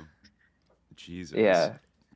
But I mean, I feel like I don't know. There has been like a distinctly bad vibe shift where cases like that seem more common, and that's why I suspect that some of the disappearances might fall into that category as well. It's not a good time to be involved with here you go, anything. guys. Here he is. Oh. Check it out while he's here. I don't dress him, by the way. You know, yes, he's wearing a bow tie. That's not me. I'm not the, you know, his clothing designer. But people were clamoring to see the dog on stream. Here he is. We have an echo setting. Yeah. Oh, okay. I missed it. He's leaving. Well, there you go. So quick. Wow. You know, the fact that you stated you didn't put the bow tie on makes me think you definitely put that bow tie on. No. But I mean, I don't dislike it though. I think he looks very stylish in it. Oh yeah, absolutely. Yeah. Sorry, I didn't mean to derail our conversation of a discussion of possible assassination of nuclear scientists. But you know, it was a hot topic in the chat. When we were going to see the dog. How about this? I think we can safely say, that whoever engineered human beings also engineered all the creatures and all life. Someone in the chat said something like, well, it's to say aliens engineered us is the same as saying God engineered us in a certain respect, but it's, it doesn't make, I think Joe Rogan's point was that we are different from other animals, which certainly is true. But I think that regardless of who you view the creator to be, even if you do, there's a certain incongruity in saying that the rest of the animals aren't the creation of the same thing. I mean, and I think to say that we are created, there's some kind of fine tuning happening. Certainly doesn't imply that there are, space beings, because who created those space beings? I guess another space being somewhere. Right. Like, you get this classic infinite recursion. It doesn't solve the ultimate question of like who created the creator kind of thing. But which is what, I don't think, I would say, I would encourage people, stay vigilant. Don't believe people when they tell you that you were created by Greys in a lab, or that we are, the aliens are our creators. That's what they're going to want to sell you. It's not true. you weren't created by aliens. Whatever, whether you view there to be a guiding hand of evolution or whatever or not, certainly, there wasn't an ET spaceship that came down and zapped up like an ape or something and elevated it. I wanted to mention this with Georgiani is about evolution. One of the pieces of evidence he puts forward in his book Closer Encounters, which I've read. I don't recommend it, but I think it's important to understanding. It's basically what Khalid read out, except longer and more insane. But one of the pieces of evidence he puts forward is that octopi are time travelers. They're here from the future. Yeah. Interesting. They represent like an extreme form of consciousness that's alien to anything else on Earth. He thinks that they were like an alien breakaway civilization stowaway from an evolved future. Interesting. And they've come back to be the deep state of today. And why do they like consent to be like, in Aquaria, like what in ocean? Like, why do they consent to like be in that little cage? I mean, I guess sometimes they try to escape, but you'd think they would be able to if they were truly like from an advanced species. I mean, like certainly octopuses and cephalopods in general like do have intelligence, right? I thought that book was interesting, Other Minds. I forgot the author. I read it years ago, but I thought it was interesting. Kind of talked about cephalopods in that way, but their intelligence and how the difference and the kind of intelligence that they have in the format of their minds and their like nervous system. But again, like there's this kind of thing when people say that about mushrooms too, like, oh, they must be from space, right, they must aliens. be alien. It's like, no, like that's another thing. It's like, to the point about dogs, like there's a kind of a reason why human beings and dogs like have this like deep simpatico or this rapport. Same thing with cats, same thing with all these animals, like we are actually of the same world. We are not like star seedlings, like we are of Earth. This is our home, like you're not meant to be on Palladia or whatever. I know it's a star system, whatever planet is there that these, Arcturus or something. Yeah, like you're not supposed to be there. That's not your true home. Like you're from Earth with the rest of us. You got to accept it and not be psyoped by these people. Yeah, but I thought you'd like the octopus bit. Yeah, that's funny. Because when you first said that, I thought that you meant like the '80s octopus, and I'm like, what? So like everyone in the deep state is like a time traveler from the future? No, but it's actually just literally octopuses. I could see cuttlefish. Something way more rogan-brained than that. Yeah, I've definitely heard like what you were saying, Dimitri, though. Like I've definitely heard like that, I mean, I guess this is basically just reptilians, that like these people aren't human, in one way or another. I've heard like the heroic version and like the evil version, that like they are like, evil aliens who are harvesting us, kind of like the Epstein like literal adrenochrome situation. Yeah, and I've also heard like Trump is like part of the Palladian Federation, like he has Palladian blood. He's a walk-in, like, as you can see. Yeah, he's a walk-in. He's got multiple clones. One of his clones actually did all this recent military action. It wasn't it's the white hat Trump. A defective clone, or it was a good clone? I don't know. I'm making this up on the fly. Oh, okay. I thought this was natural because I have seen like AI slop videos of like Trump, Barron, and Melania like meeting like Nordics on a spaceship and like blasting around. Like I have, this is definitely like a thing. Yes. That people actually believe. Like the galactic like federation it's very strange. Like there is like this kind of like complex around like all like Stacey Abrams. I remember she was like on Star Trek or Star Wars or something like that. I think Star Trek, playing like the president of Earth or something like that. What was which one was she in? I actually see her being in. It was Star Trek Discovery. Yeah, she's literally the president of United Earth in the season 4 finale of Star Trek. Of course she is. Discovery. Yeah. That show also, I believe, refers to Elon Musk as kind of like a Henry Ford-ish figure. Yeah, like great Musk. That's on Enterprise. That's on Enterprise. Discovery's a little bit later. That was post. Yeah. It is definitely true in some ways. He is much more like yeah. Much more like Henry Ford than like the Wright brothers, I guess. But I don't know. The Wright brothers might be sus too. Were they sus? I don't know enough The to Wright say brothers? like if they were sus lords. That's a future episode for sure. Yeah, that does seem like. What a if good they were the episode wrong to do. brothers? Yeah. Yeah. Well, I mean, it's worth noting brothers, that. yes. I just with the title alone, I'm sold. The wrong we gotta brothers. find some people here, yeah. We have to Yeah. sus coat them now that we come up with that title. We had to sus jacket them, and no matter what, just because of the title. Well, the Pope did come out recently, I think, and say in an address that all aerial warfare is sus and evil and should be banned. Yeah, he It's did. kind of bold statement. Yeah, but if you extrapolate that to like all of these airplanes, even old Lindy, had that thought about like, oh, we never would have thought that these would become like mass machines of death, like when people started flying, just like impersonal killing machines. But that is kind of what them and helicopters too, sus helicopters. I haven't caught up on the Lindbergh series yet, but so apologies if this is brought up within it. But had you guys talked about who Lindbergh's like publicity manager was?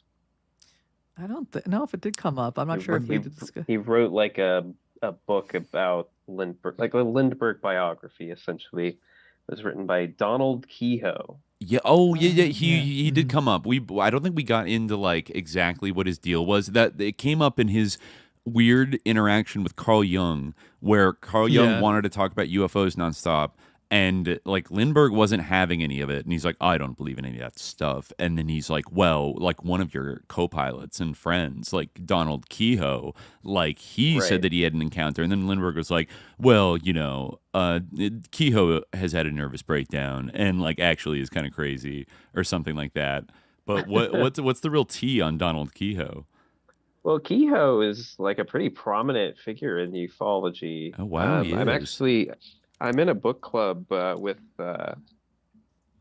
Actually, I have the book right next to me because of it. Jack Brewer's book, Wayward Sons, is kind of about the National Investigative Committee on Aerial Phenomena. I think I have that acronym correct. And Kehoe was one of the main, he didn't found it, but he was like their main spokesperson for over a decade. He created the disclosure meme, essentially. The idea that the U.S. government knew the answer to the flying saucer question, and all they had to do was release more files.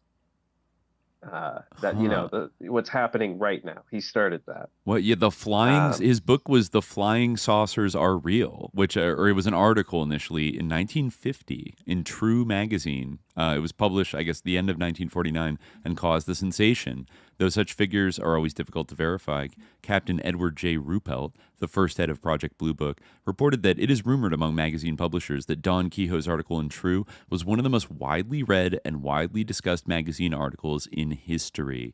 And his book that came out like in 1950 sold over 500,000 copies in paperback. He argued that the Air Force knew that flying saucers were extraterrestrial, but downplayed the reports to avoid public panic. In Kehoe's view, the aliens, wherever their origins or intentions, did not seem hostile and had likely been surveilling the Earth for 200 years or more, though Kehoe wrote that their observations suddenly increased in 1947 following the series of A-bomb explosions in 1945. So he's even, I guess, the originator of that myth that like the nuclear bombs like alerted the aliens to basically like we have to keep an eye on. We have to intervene now that they can all kill themselves, That's like a very, very common thing. I think Stephen Greer said the same thing, right? Like that, that's why they turn off our nuclear weapons, to show that like they can turn them off and that we must choose peace. Wow. Yeah. Carl Jung was a huge defender. He said Kehoe's first two books were, quote, based on official material and studiously avoid the wild speculations, naivete, or prejudice of other UFO publications. So he was really, I could see why he would get pissed off when Lindbergh is like, he's crazy, like, don't listen to him. And he's like, what? I love this guy. I think his book rocks. Well, something interesting for you guys, and I do recommend that book, Wayward Sons, is that throughout the entirety of NICAP, basically from start to finish. And during Kehoe's tenure, it was loaded to the gills with CIA people, like from start to finish. We're talking Roscoe Hillenkotter. Oh, okay. CIA director at one point, early. Yeah. Colonel Joseph Bryan, psychological warfare guy. Whoa. Nicholas de Rochefort's another kind of weird propaganda guy. Like it definitely makes you. And NICAP was like probably the most well-known UFO group of its day. So it definitely raises some questions about like what the CIA was doing there. If all of these people were just interested in UFOs. Of course, after NICAP collapsed, ufologists said the CIA collapsed it on purpose. Whereas, if anything, it looks like it would have been a great benefit to the CIA during any time that it was like popular. As a disinfo organ. I guess Kehoe kind of transitioned over to joining MUFON's board of directors in 1981, but he was like in poor health and wasn't super active. Then I guess, I guess MUFON then becomes in the 80s and 90s, then becomes the dominant kind of UFO disclosure org funded by the Rockefellers, right? Yeah. Well, and I mean, MUFON throughout its entire history has had some weird funders as well. More recently, it's been like Ramtha. Ramtha? The cult? Yeah. Oh, like, yeah. I drove by. That's near Olympia. Easy Night. It's in Olympia, Washington. I drove by the Ramtha compound. I heard things about them. Being. She puts a lot of. She's put a lot of money into MUFON. Really? Late. Interesting. Yeah. Interesting. I mean, as in any part of life, when it comes to ufology, it's always wise to follow the money. Oh, of course. Yeah. Jan Harzen. Arrested for being a pedophile, I guess. In a sting in Newport Beach, California. Wow. Yeah. Yeah, Jan Harzen. Or Jan Harzen? I don't know. Yeah, I'm not sure how it's pronounced, but that case, I mean, there's been a lot of, I feel like, apologetics in MUFON. A lot of people quit the org after that happened. There's also been like substantial ties to like Bigelow's projects. Oh, right. Which has created confusion and, just because I mean, I think Bigelow funded like a STAR team at one point that investigated UFO incidents, but was supposed to be like a quick response team. Whatever that means. It's like UFO Ghostbusters or something. Seriously. And Bigelow did own Skinwalker Ranch for many years, right? And then he sold it to some Mormons, maybe? Brandon Fugel. Oh, right. I think he's still the owner, I think. It may be up for sale. But he's the one who did the whole like television series with non-lethal weapons expert Travis Taylor. I think the proliferation, that's another interesting facet, is everybody involved with Skinwalker Ranch for some reason has immense amounts of interest in non-lethal weapons. Like Havana Syndrome, discombobulator type shit, and like other things like that. Yeah. Because John Alexander was like Bigelow's boy for a long time, and that's what he was involved with, not only at Los Alamos, but just in private life. He wrote a book called Future War with an intro by Tom Clancy. They were good friends, and he was obsessed with like non-lethal weapons. John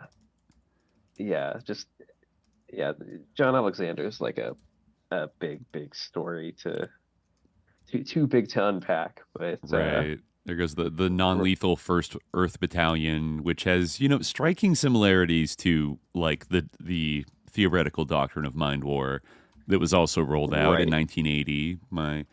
then Major Michael Aquino and Paul Valley. Alexander was friends with Aquino. You can find pictures of them together. Oh, really? I'd never seen a pic of them together. You can find pictures of them together specifically at an AFIO meeting. Oh, naturally. Yeah. They love the AFIO. Wow. Yeah, and even Aquino, it's kind of interesting due to his blue blood roots in San Francisco that I always forget where I've found this, but like the heirs of the Crocker family were big funders of the Institute of Noetic Sciences, and as Aquino recounted, like his grandmother, I think taught piano to the Crocker children and was kind of like social on the same. Like a similar social tier. The Crocker family, like one of the 4 robber baron families of like Gilded Age California. And like presumably, I don't know how close they kept up with the Crockers, but it's interesting then that some of their heirs circle around to like funding ions, and all that did a lot of psi research, had the astronaut Edgar Mitchell on it, and was like a conduit for some of these other like woo-woo like defense and intelligence adjacent things, and psychedelic therapy, all this other stuff. And then you have Aquino both like chopping it up in the occult world and in top secret military, psyops, everything else. Like, yeah, sort of similarly, where like Aquino's playing like the role as the Satanist. You have the other founder of Ions that nobody talks about is like an evangelical Christian, and his name's not coming to me at the moment, but he was involved in all kinds of like weird Christian organizations aside from Ions. Let me try to find him real quick. It wasn't Paul Temple, was it? That might be right. He was alleged, on paper, it was co-founded by Paul Temple and astronaut Edgar Mitchell. But, Willis Harmon, whose fingerprints are all over the place, was, I think, the president, from 1975 till he died in 1977, or 1997, so for like 22 years. Let me see. So this Temple guy was an international petroleum concessions negotiator for Exxon. That is a Rockefeller derivative, right? Standard Oil. Yeah, it is. It is the largest direct successor to Rockefeller Standard Oil. Ding, ding. All right. And then also an insider core member of the Fellowship Foundation and/or the Institute for Christian Leadership. Which includes like Chuck Colson, Billy Graham. What else? Yeah. Oh, this is the family. The Fellowship is the family that was led by Doug Coe for many years. I remember reading the Jeff Charlotte like kind of expose about them years ago. Like very fucking weird group. Like even saying that they're like evangelical Christians really doesn't like get across like and the amount of like mysterious power that they have. They organize the National Prayer Breakfast. That's probably the one thing they're most known for in terms of like public behavior. But they have this like Bible study group that they invite like generals, Congress people, politicians. Hillary Clinton attended it for a while, but usually tends to be more Republicans that have been affiliated with it, and like foreign leaders. I think if I recall correctly, like Museveni was like recruited in the 80s like to be a future like great African leader by like the Fellowship, and then went on to be a pro-US president, and all this kind of weird shit. Abraham Verady, who is I think he was the original person that founded it, but Doug Coe was like the Fellowship was founded in opposition to FDR's New Deal in 1935. People could go back to our last episode about or some of our episodes about Lindbergh, talking about all of these different groups that popped up, a lot of them with different ostensible like issues or main purposes. Like there were some that were like anti-prohibition things, but obvious other ones were like quote unquote anti-labor racketeering. But really they were all funded by like right-wing sicko industrialists that fucking hated the New Deal and were like bare minimum like flirtatious with Nazism and like Nazi Germany and thought it was based, and were like doing business with Nazi Germany, etc. And were like at various times in the 30s contemplating like a fascist military coup to overthrow FDR because he was like a dirty Jewish communist, like something, whatever. You could see, like, despite this humble Bible study, purpose of theirs, it was still founded primarily to like destroy to agitate against the New Deal, and then continue to morph over the years. Let's see, I don't know when but they're very they're very sus. Douglas Coe, I think he is dead now. But like I remember Bush, he was called the Stealth Billy Graham, and I think George H.W. Bush, like praised them once and was like, "What the fellowship does is quiet diplomacy. I wouldn't say secret diplomacy." Just like he made like a weird fucking like, with a little smirk, like his little like when a deluded gunman, shot the president. He had one of those kind of moments with it. Let me see. You've got a great HW.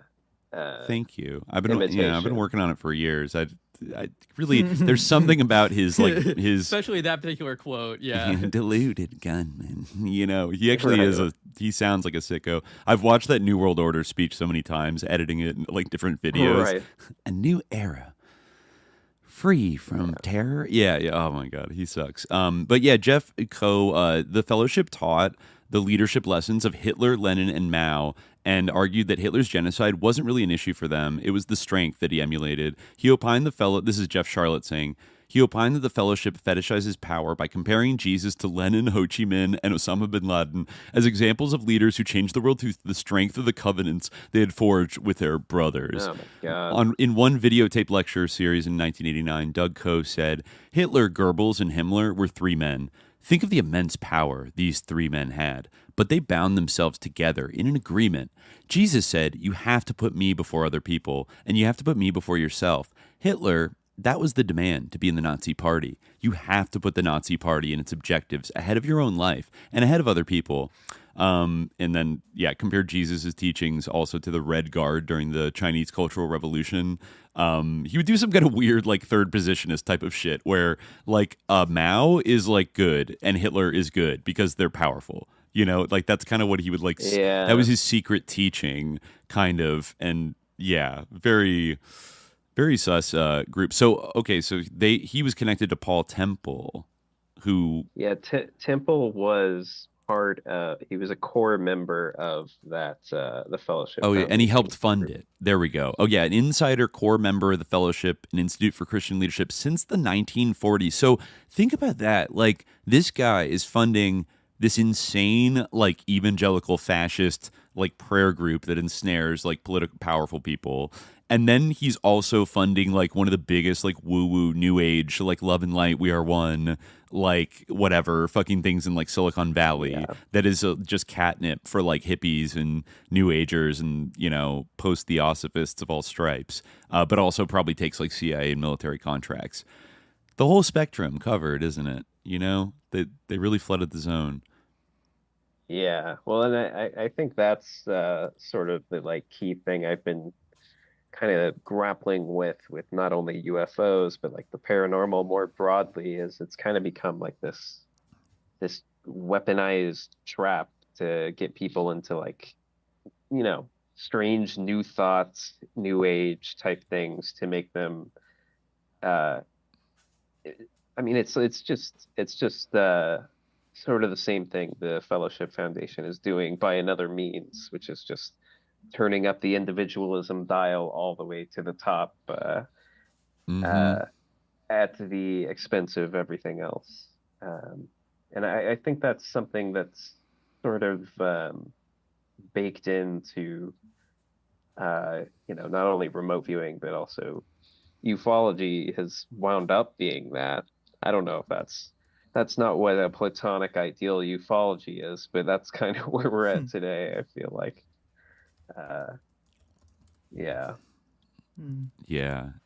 It's a full spectrum dominance of the human mind. Yes.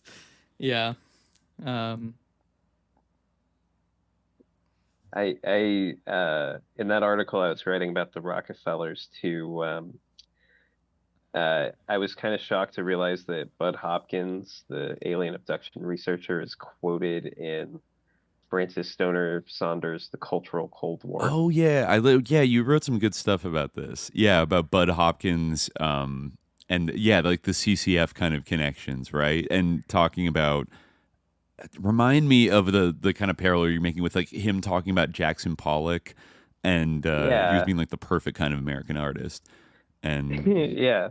He calls him like the perfect American artist because he's a drunk and he's kind of a cowboy. He's you know, a hyper individualist. You know, basically the American dream. He's the Marlboro man of abstract art.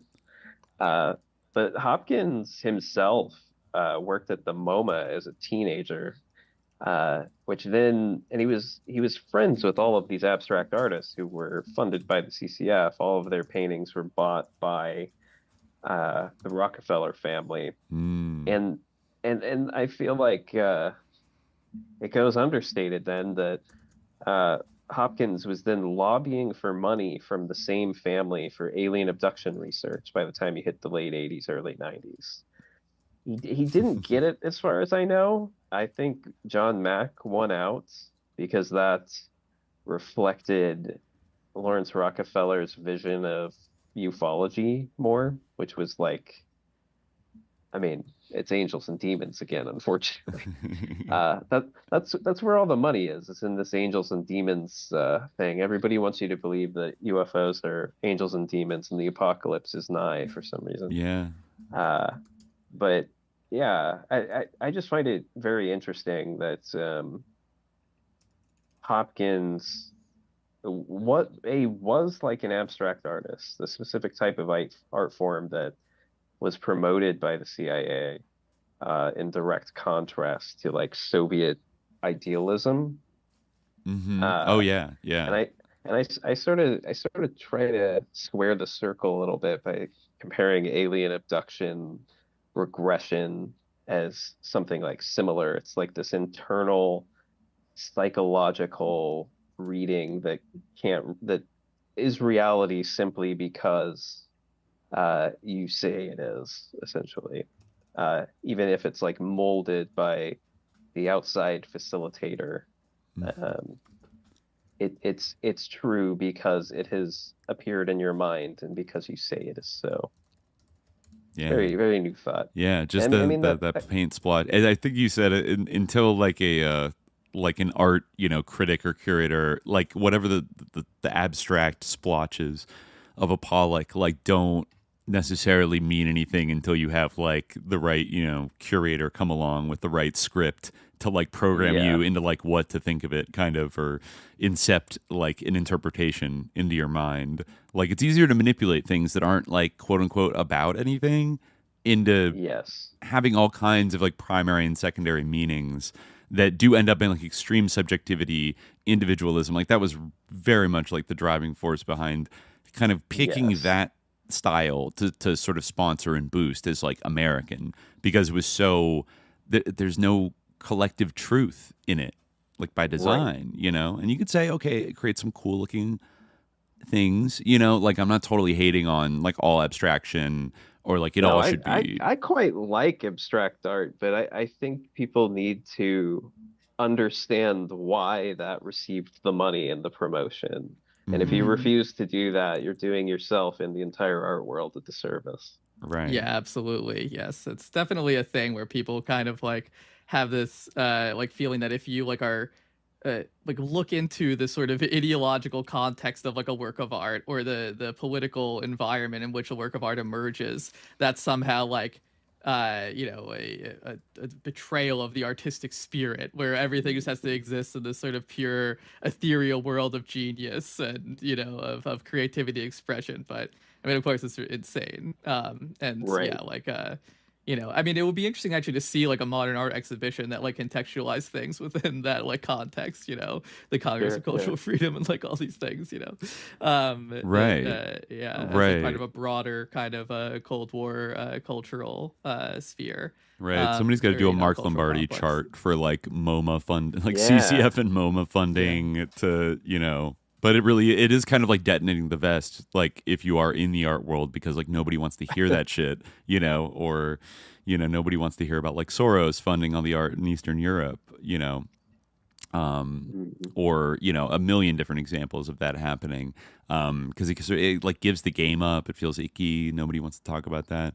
And, it's almost like, like the lie built around abstract expressionism is like so much more harmful and dangerous than any, like the paintings themselves are like fine, it's not, but like I think there is something specific to extreme abstraction that makes it very easy to slap on like a manipulative framing, like a framing narrative on it that can kind of weaponize it more so than any art that is like a thing, like a non-abstract thing, like a defined thing. It's already more boxed in than just, the splotches or the Koons or who did the Rothko, where he paints a thing and people cry because it's the most beautiful red they've ever seen or something. Yeah. Well, and I think Hopkins is like I tried to do that as the through line to his abduction research, because it's a similar sort of mediated process. There's a documentary that came out not that long ago called The Manhattan Alien Abduction, about the Lyndon Napolitano case, which is, it sort of gives both sides of the story, although it was almost certainly entirely made up by Napolitano, and Hopkins was kind of taken for a ride on it. But you get like interesting perspectives of like what the Hopkins abduction group looked like, and they almost function like an art collective, like a new age hippie like workshopping outfit. Except they're talking about like their abduction experiences, and it's a similar sort of thing where Hopkins is the mediator between the abstractions that exist in all of these people when they're under hypnosis, and he's kind of tying things together for them with like subtle, like he would constantly get in trouble for like prompting. Like pretty much all alien abduction regressive hypnosis is like that, where there's an old joke, you can pick which regression hypnosis person you want to. If you want lizard people, go with this one. If you want happy-go-lucky aliens, go with this one. If you want the grays, go with Hopkins. Interesting. And so he would kind of create these interior paintings of like these people's abstract psychology that's very individual. Maybe I'm trying to square the circle there, but I feel like it's relevant to try to look at it. This is like an extension of performance art, like CCF funded performance art in a kind of strange way, or art. I don't know. Like I don't think it can be separated, because I feel like he's doing the same kind of like psychoanalyzing like vague impressions. You know what I mean? Yeah, it almost reminds me of kind of the fuzziness of like somebody trying to articulate their remote viewing experience, and how like it is this kind of vague process where like, obviously because somebody has to speak in words, or I guess try to like draw, but I feel like they have like, people drawing on staff, like somebody that's like skilled at that, like a sketch artist, and they have to describe like what they're seeing, and it's often incredibly fuzzy, and it seems kind of malleable, like based on what the group kind of wants to get out of it. I mean, if you think about it, like, I mean, the religious we talked about like kind of the shamanic impulse, like we're talking Course of Miracles, like the channel, like all these things like have a connection with like the artist. I mean, what does genius mean, right? Like it is the jinn, the Genii, the Roman Genii, and the Arabic jinn are related, obviously, in the same way that Sirat and our English street are related through the Latin strata. So like we, like there is like kind of a, I mean, you could talk about someone like Marina Abramovich, who has this kind of like ceremonial dimension to her art. Many performance artists like this, right? Yeah. Many, like as Peggy Phelan, I think, kind of writes about.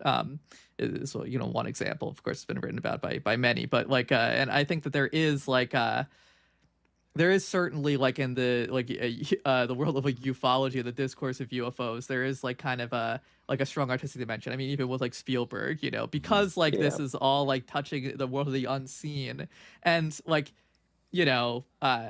I doubt that like we are ever going to actually, I think we're going to continue to live in this sort of prophecy fails world where I doubt we're ever going to like see the blue beam day even, and if we were to see it, it would be like a blue beam, it wouldn't actually be these UFOs like coming down, and like the Messiah coming out of a flying saucer, right? I think that day will be kind of continually deferred, right? Not to say that like I don't believe in Yom Al Qiyamah, but that's like a different question. Like it's totally separate from this image of the sort of a UFO, literally the disclosure / apocalypse, right? Which I will credit someone on UFO Twitter for pointing out. Of course, we think of the fact that like it's literally the word disclosure and the word apocalypse, like they mean exactly the same thing. Oh yeah, revelation is like like apocalypse is another way of saying like a revelation, which is a disclosure, like an unveiling. We think of like when we think of an apocalypse, think of like a cataclysm. Like an apocalypse means like a horrible event that ends the world, but really it means literally a revelation. But yeah, so it's because that I think will always be continually deferred, right? Like if there is any kind of when our world ends, I don't think it's going to really look like that, even though I believe that it will. And so I think that it'll always like remain in the domain of the imagination and people's like desires and like how they kind of envision like a future, and that is is going to be like on screens in people's like AI imaginations of Trump, meeting Trump and Barron and Melania shaking hands with the Nordics and like signing a treaty and everything, like that's but that kind of stuff, like the line between like reality and imagination has always been thin, right? And I think that's kind of where, if there is like a phenomenal reality to this, reality is phenomenon, right? An ontological reality to it, then it actually does kind of straddle that line anyway. But certainly, like with that line has always been thin, and it's very thin. It's very thin now, right? People's kind of like worlds where they're talking with their AI friends and watching their kind of slop videos they think are real. It's a very, very thin line. So that in a way is the blue beam. That this kind of a continual sort of breakdown in like a sense of mooring in reality, I think. I guess it's a kind of a slow motion distributed like blue beam culture, kind of like there's a million little of all blue the beam blue lights. It's literally blue light. You're cooking with that one. Wow. I have the filter on, so it's not as blue. Good. You got to put that red light on it. Yeah, red light filters. Wow. Yeah, which I think ironically is like the Catholic interpretation of the millennium. That like we've been in the millennium like ever since the time of Christ, right? If I'm not mistaken, like they like the sort of evangelical take, the sort of left behind take is that the millennium is going to come. Whereas like like the Catholic idea is that we are in the millennium. Right, so it's just continually, the age of prophecy is continually unfolding, right? Yeah. Interesting. Yeah. Interesting. Yeah. Wow. Yeah. So I guess we're. Let me see if there's anything. There's any other weird things. We'll be monitoring aliens.gov. Yeah. Had you been doing a little coverage, Tanner? I think I saw you write a little bit about. Like the telepathy tapes and their connection to like Epstein, because it's kind of like adjacent a little bit to this space in terms of like psi abilities and like remote viewing shit. I think we covered a little bit in our like Epstein apocalypse episodes that there were some troubling mentions of like there were connections between that project, which like came out of nowhere. I forget if one of the big podcast like studios like rolled it out. But it was one of those podcasts. It was like suddenly everyone's talking about the telepathy tapes. But I felt like most people had no frame of reference, and the maker of the podcast was like hiding like a lot of aspects of it. Yes. So with my wife Emily has done. Well, I was there for them, but I felt like more of a participant than an active, or I felt more like a viewer than an active participant. She had a Twitter mutual, Gerald Coe, went on and they talked about the telepathy tapes, and I gave random input at various intervals, but I'm not going to pretend I was the main force there. It was definitely Gerald Coe. And he it's like 10 hours of just going at the telepathy tapes from every possible angle, and it's like it connects to not only Epstein and all of his funders, but they have like CIA scientists now, or they're science advisors, despite the fact that they're like pretending to be afraid of CIA infiltration, even though they invited one to be their scientific advisor. Cool. And yeah, she cited well, not cited, but two of her main sources on the podcast are like real wacko. Like one of them is like a kind of a Zionist type facilitated communication guy whose son does like Zionist prophecies. Classic. Another one's like a anti-gay activist lawyer who is also extremely pro facilitated communication for like evangelical prophecies. Oh, huh. Sick. Like yeah, wow. So like she likes to talk about all of these things because it's she kind of removes it from all of this baggage and just says, oh, actually all autistic people are psychic telepath people who can see the future, even though they can't talk. They can talk to each other on the psychic plane, or it's just kind of I mean, Epstein was interested in like studies like that, though. Oh yeah, which is kind of bizarre. The gifted child thing, Yeah. I mean, he went through it himself to some extent, but yeah, they were. I mean, this is kind of like indigo children shit. To go back to the Dolce connection, or Dulce connection, he was like digging under Zorro Ranch to find like Aztec treasure. There's like stuff in the files about that. Like he found some like emeralds or whatever. Yeah, he would take people out like analyzed. doing archaeology, little archaeology digs, like Danny Hillis, big Edge Foundation guy. Yeah, they were digging around there. I don't know where Dolce Base is. Like, I remember looking up to see like how close is its purported location. To like Zorro Ranch. It's in the side of a mountain, but I can't remember what the mountain is. Near Archuleta Mesa, near Dulce, New Mexico. Let me see on the map here. Yeah, the Archuleta Mesa. Okay, so it's actually it's north. So in the town of Dulce is kind of like a little bit below it. Where is Santa Fe? It looks like it would be like a decent distance north, kind of a slightly northwest from well, but they got the tunnels though that went directly to Zorro Ranch, obviously. Of course. No, I'm being facetious, but yeah, they probably just fly a helicopter. Yeah, I like the idea of doing a tunnel when you could just do like a normal. Well, we're in the age of the tunnel, like it's not the tunnel. It's not about what's effective, it's about getting to go through the tunnel. Right. As Palmer Luckey said, like the 21st century is the century of tunnel warfare. I mean, to be honest, if we're talking about autism, I admit there are times when I take the train when it would be easier to fly. And so it might be the same type of phenomenon, No, that's fair.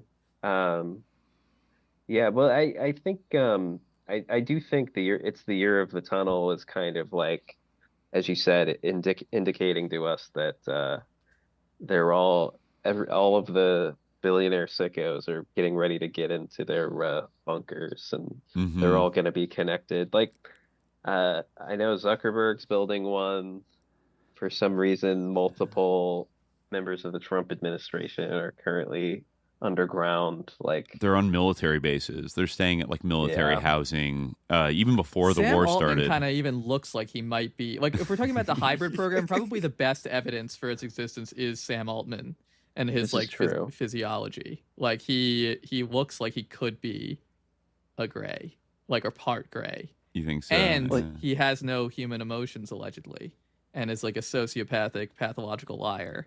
So that kind of how did that article word it? The rare combination of like sociopathic while also wanting to please everybody around him. Yeah, which weirdly enough is exactly how his invention, the LLMs, behave. Yeah. Right.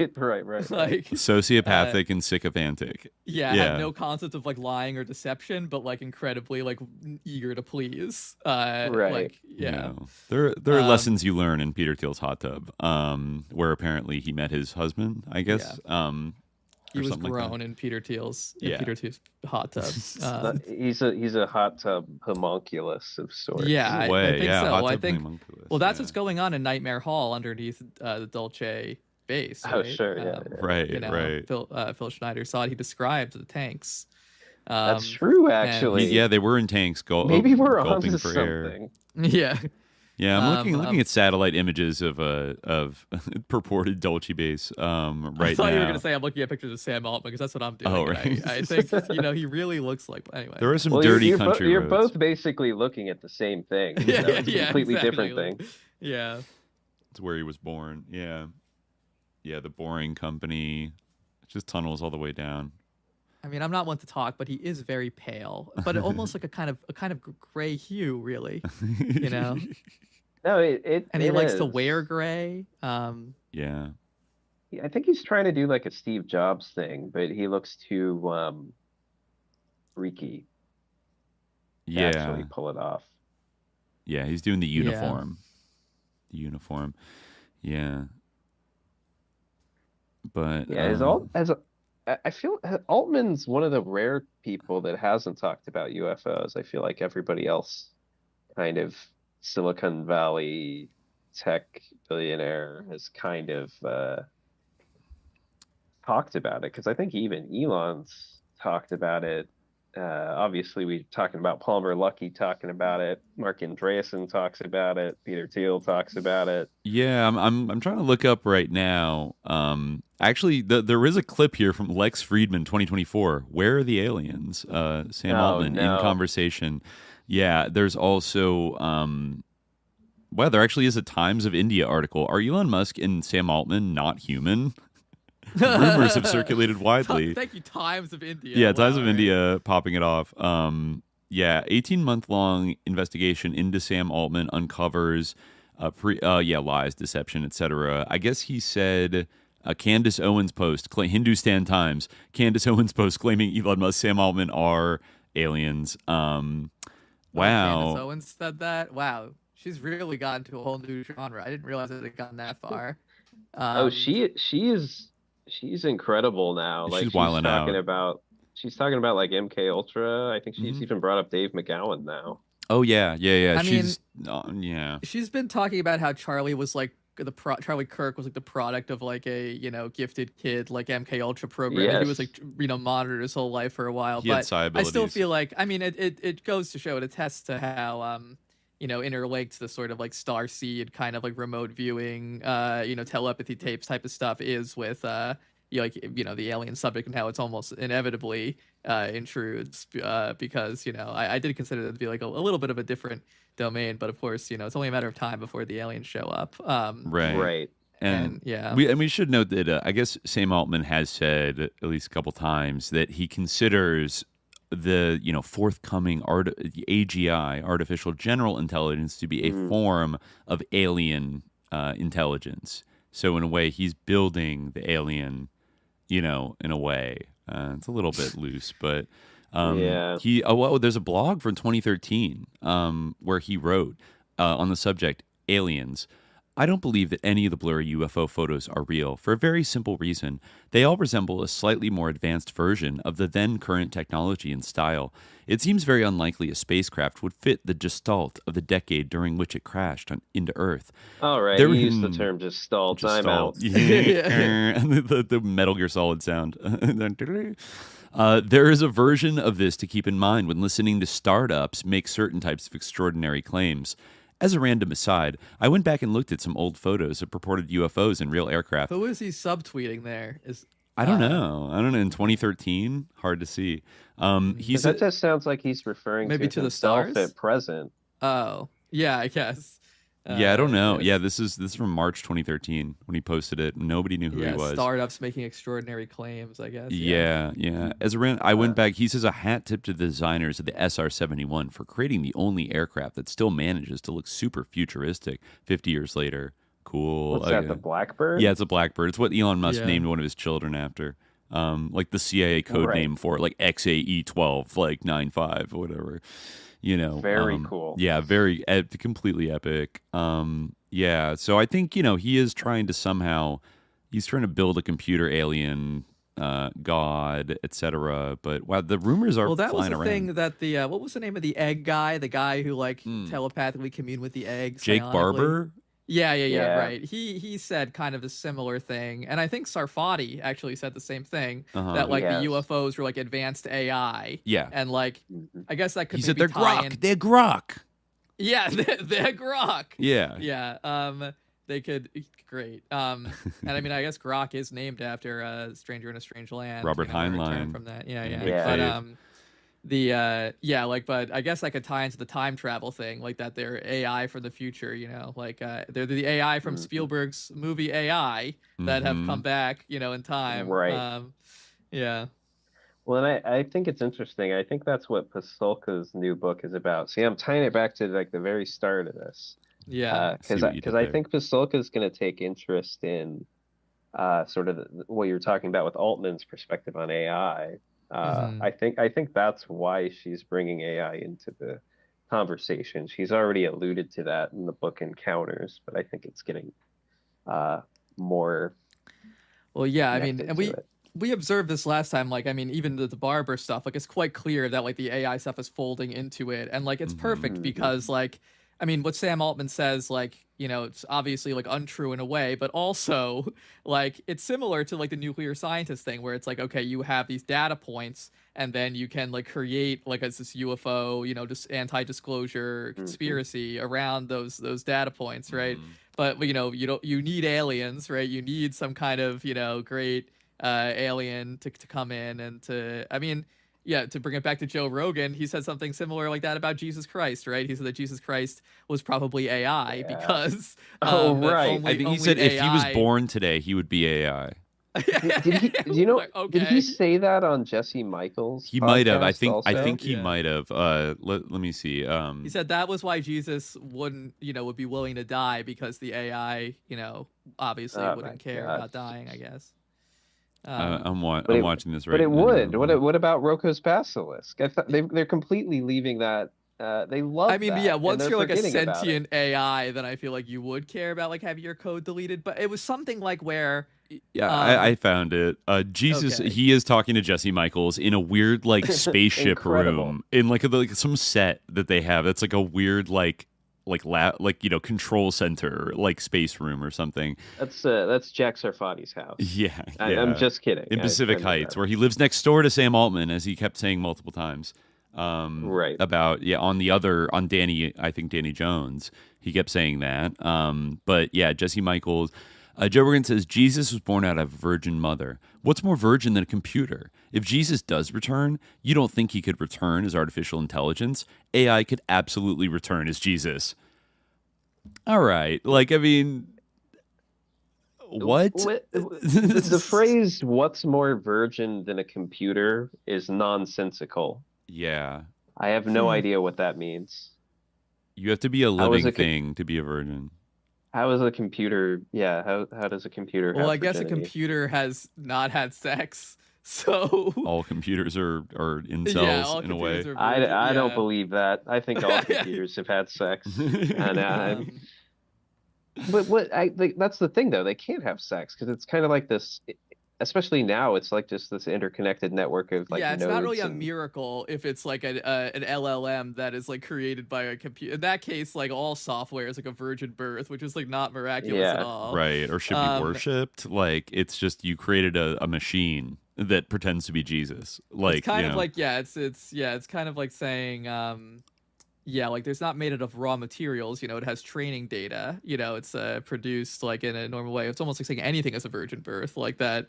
I don't know. I'm looking across my kitchen. A pot is a virgin birth because like it didn't grow on a tree. You had to make it, sex was not involved with the creation process. It's like something Charles Lindbergh would say about his airplane or something. And it was like a virgin birth. It's miraculous. It's a virgin birth. Yeah. He wants to become. Although is the plane a virgin after Lindbergh got finished with it? Right. Knowing him, no, that's true. Yeah, very, very odd. Almost the easiest layup to like know it's the Antichrist like ever. Like to this line of thought that he has right here. Like this sounds like exactly what like would be. Oh, you mean a fake Jesus that is a computer? Like that sounds like. I don't know. It's kind of it's giving Book of Revelations, isn't it? But don't worry. Also, he's friends with the great Antichrist detective, Peter Thiel. So, I'm really not an expert on like Christian cosmology and theology, like, as I said before, like, we're all very, in terms of, insofar as I have religious studies training, it's, we're all very tradition kind of siloed, which is a flaw in the discipline. But I have picked up enough that like there is kind of debate over like, Jesus's nature, like, he has like either a human. Most people think he has a human nature and a divine nature, if I'm not mistaken, right? So like, in what way does the AI have a human nature, and in what way does it have a divine nature? It has neither. No. So right. Yeah. No one. Yeah. Well, like technically, that there's also the Trinity too: the Father, Right. Son, and Holy Ghost. Right. Jesus is all. That depends on denomination, but I was raised where he was all three of those. That's things. the Catholic take, is that he's simultaneously he's like kind of like simultaneously like all three of them, and they're all simultaneously God, all all three. three of them are God, but they're not the same. Yeah.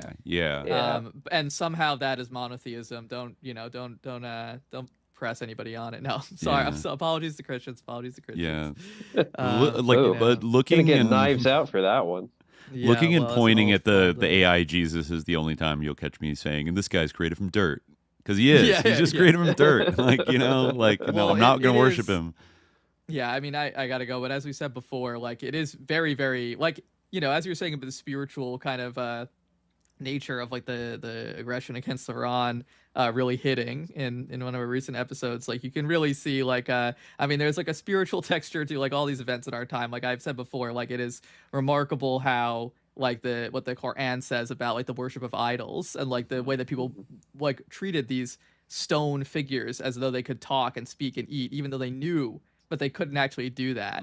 They like convinced themselves, even though they knew in the back of their minds, that like there's that episode with Abraham, where like he smashes the idols and the people in his community come to him and they were like, how did you smash our idols? He was like, I didn't do it. It probably was the idols smashing each other. And they're like, the idols can't move. So like deep down inside, they know that like it's all bullshit, but they still kind of, Wow. it's amazing how much it resonates.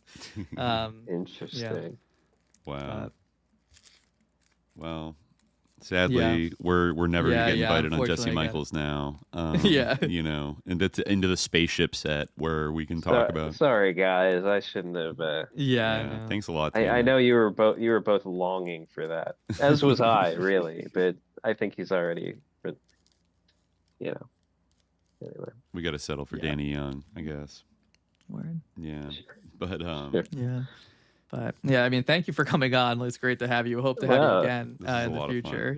We're big fans of it's great to talk to you guys.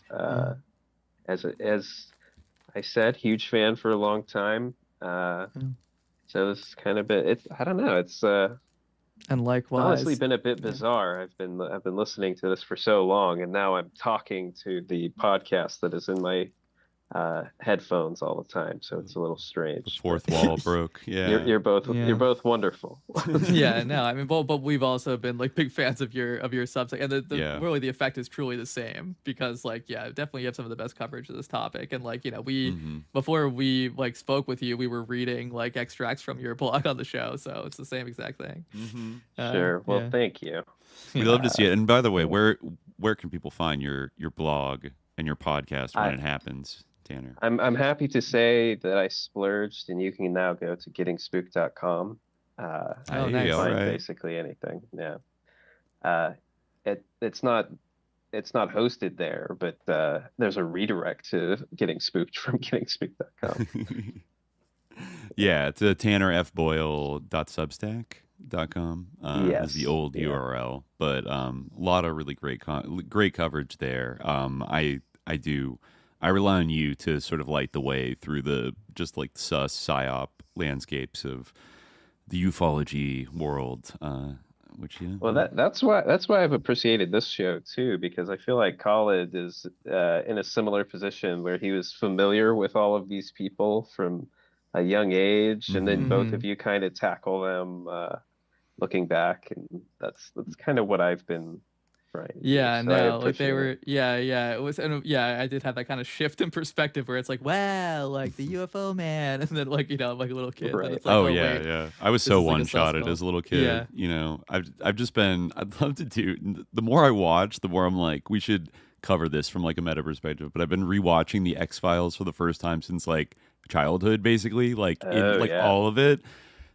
quite an interesting like show. I feel like it, in a way, it's like better than I remembered it, but also is dealing with all of these it's almost like if a show was like SJ Getting Spooked, like whatever, every week is like plucked from one of these like topics and turned into like a murder mystery or something like that. Right. But you can see like the efflorescence of the topic in like 90s television in many ways pushed that's probably by the not popularity, because I was like obsessed with the X-Files. Right, yeah, like I was too. I was also obsessed with the X-Files. Yeah, no, like now that I think about it, I'm like, this show was formative on like the way I looked at reality, even though at the time I wasn't like, I was a child, like, but like thinking about like its level of noidedness that in a weird way like wouldn't be acceptable, even though they're rebooting it with Ryan Coogler now. Like it's kind of not acceptable to be that casually noided about like every episode there's like a black helicopter, like evil military troops, like evil CIA guy, like they're doing genetic experiments on children, like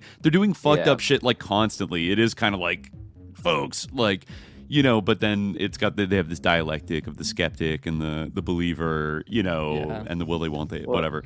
But right, yeah. But anyways, I actually gotta like. We'll come back. We'll come back for a full X-Files recap with you, Tanner. It's great to have you on. Yeah, all right. You know. Yeah, hey, but thanks. Yeah. Once again, thank you, Tanner. Everybody go check out Tanner's Substack, and we'll be back on Monday on patreon.com Subliminal Jihad. But until then, dear listeners, stay vigilant. Peace.